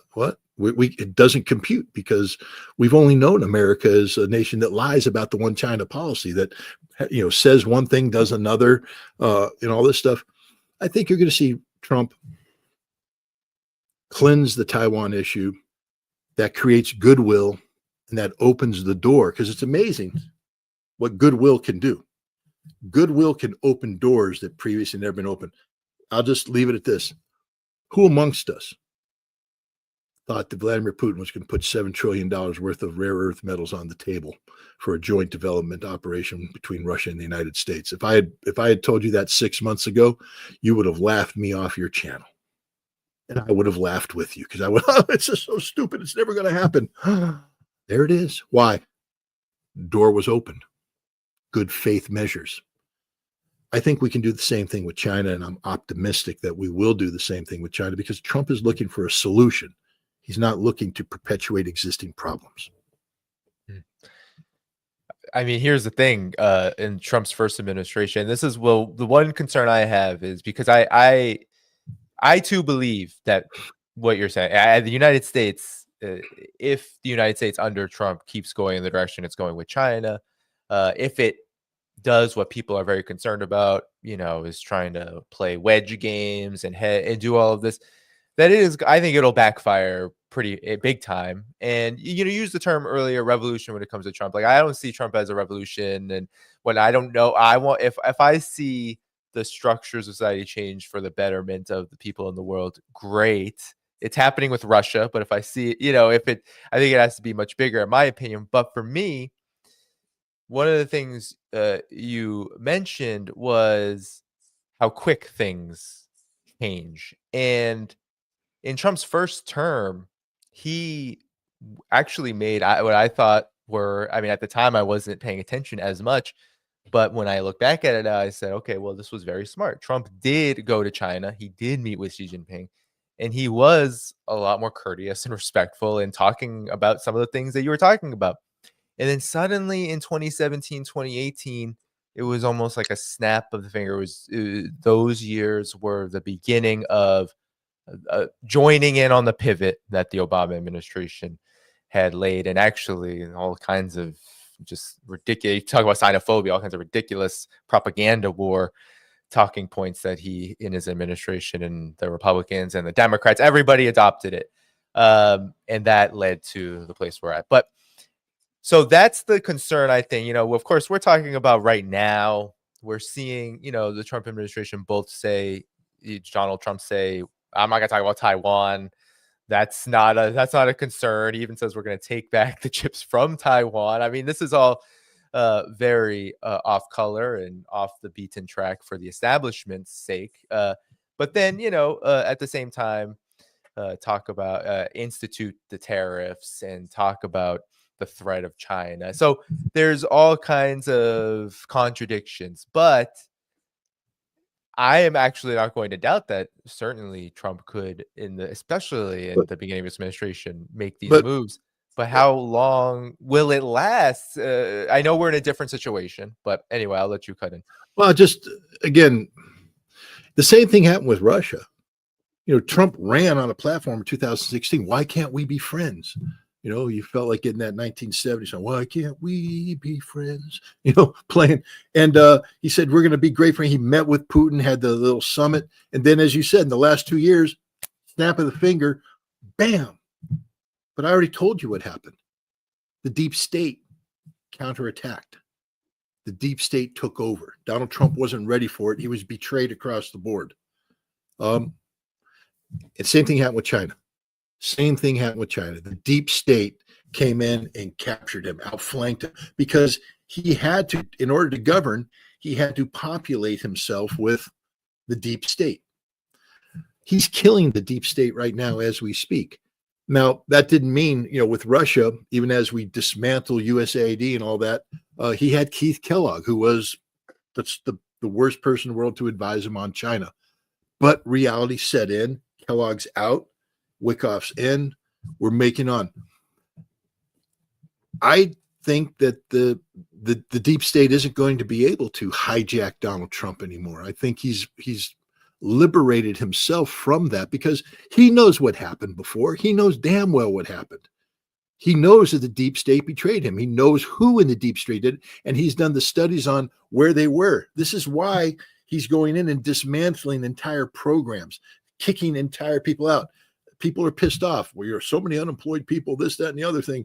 I mean, I don't know how many times I have to hear, I forget his name, Paul Rygoff or so. He's a veteran this young Iraqi veteran who's out there promoting veterans, and he's mad now because so many veterans work in the government and they've lost their jobs, and this is bad for veterans. And yet you promoted war with Russia for several weeks or several years, and you care about the veterans, and yet 1 million Ukrainians are dead.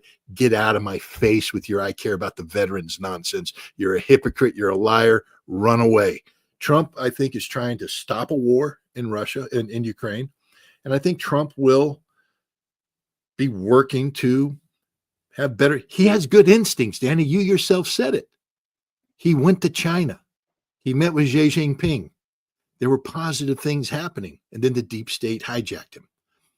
He's killing the deep state. What we need now is when he goes to China, meets with the Xi Jinping, that he's not being, guided by the Gordon Changs of the world.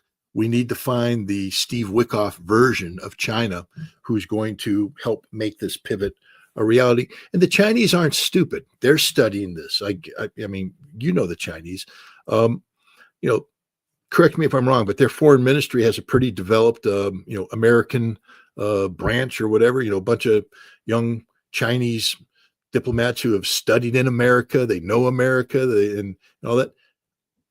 Do you think maybe they're working overtime right now trying to figure out what the hell is happening between the United States and Russia? How did this transformation take place? Of course they are.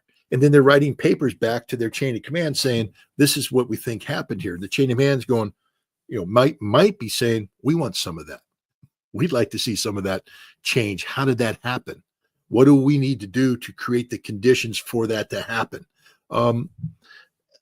I might be overly optimistic here. Again, I always couch what I say about China by pointing out that I don't have the kind of in-depth knowledge and insight into China that I do with Russia. But, I'm a guy who has studied patterns, and I look at relationships. I connect the dots. And I think my gut feeling tells me that I have a right to be optimistic today about how Trump is going to interface with China. But as we said at the beginning, it's our duty and responsibility not to be cheerleaders, but to sit there and critically assess what's going on and hold them to account where we see things. Trust me, I was slamming Trump about Kellogg. For all the people out there saying that I'm applying for a job, I was on your show telling Trump to call me. Kellogg's the dumbest man in the world. Don't listen to this guy. He's going to lead you to hell. You're going to undo all the things you want to do. I wrote papers about it, wrote articles, did podcasts. And I'll do the same thing about China. He needs to deviate from this policy course he's on, but China's not on the front burner right now. It's not the driving ship. Bringing it into this conflict with Russia is the driver. But when that happens, and he does, get back to China, I'm going to be telling them to dump whoever. I got to find out who's his number one Chinese advisor right now. Probably some idiot with a CIA background that likes to say Chinese Communist Party a lot. Oh man, I feel like I know he hired somebody who is very much China hawk. Not Walter or any of these guys, but the I can't remember his name. Anyway, finish your thought. No, I just think that Trump is looking to solve problems, not create new problems or expand existing problems. And with the speed in which we saw him pivot away from Kellogg, I'm confident that if the right person can be identified and you get the right connectivity with China, that Trump will pivot away from the bad policies that he's currently, seems hell-bent on implementing. Well, in the interest of time, I'll just say that, we're in for definitely a ride. For me, I'm not convinced yet that the deep state necessarily is dead, because there's this foreign policy blob that certainly Trump has taken a part of to task.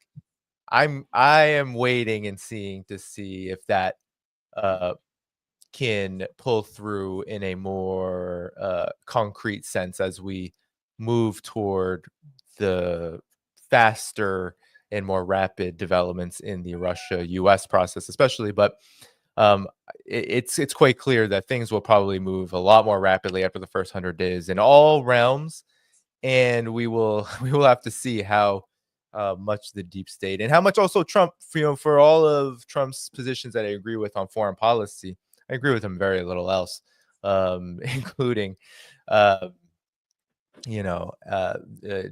For all of the things that I agree with Doja, hacking away at things like veterans aid is certainly not on my recipe of things that are good for the United States. But at the same time, for me, I want to see how this plays out, because the United States as an empire, it's huge, and we've seen how U.S. presidents generally behave. We're so early, but that's basically my position at this moment, because at this moment I am all for, hey, the United States and Russia talking. That's a good thing. I trust Russia's position on how they are handling this. I trust, I think a lot of people are scared about how Russia's going to handle things. I trust Russia 100% that they're not going to give up their sovereignty in order to build a better relationship with the United States. Actually, I think that's one of the reasons this will go relatively slowly, because it's hard for the United States to accept the things that Russia wants right now. It's very difficult. But we've accepted 90% of it already. Right. So it's not that hard. Right. It's not. Yes. It's not that hard. But in terms of the grand scheme of once it happens, it's a big shock. It will be a big shock. So there's a lot left to go. But Scott, it's always good talking to you. Everybody, please go to the video description. I know you're doing the Russia House. I want to make sure I plug that. Go to Scott's Telegram. You can support his new project where he talks to prominent Russian experts, scholars, everybody that you can think of, to get a better understanding of Russia. Go to the video description to find all the places to support this work, Patreon, Substack, and more. Hit the like button before you go. Scott, anything you want to plug before we head out of here? I'm going to plug Danny Dhaiphong. I think if you guys enjoyed this this dialogue here, then support Danny Dhaiphong. I think he provides an invaluable service to the alternative media world, and I think China is going to become a big issue going forward, and we need people like Danny Dhaiphong who have firsthand experience in China to be out there guiding us on this journey that we're going to be taking together. So I appreciate the plugs you gave me, but I'm going to throw the plugs right back to you. Thank you, Scott. I'm just putting up I'm not going to be able to read them tonight, all the super chats. I just want to acknowledge, very generous. Thank you so much for all the super chats tonight. Be sure to hit the like button. I'm back in a couple of days with Mohammed Marandi, so be sure to check that out. We'll cover the Middle East more in depth then. With all of that said, everybody take care and good night. I hope you enjoyed this. See you all soon. Bye-bye.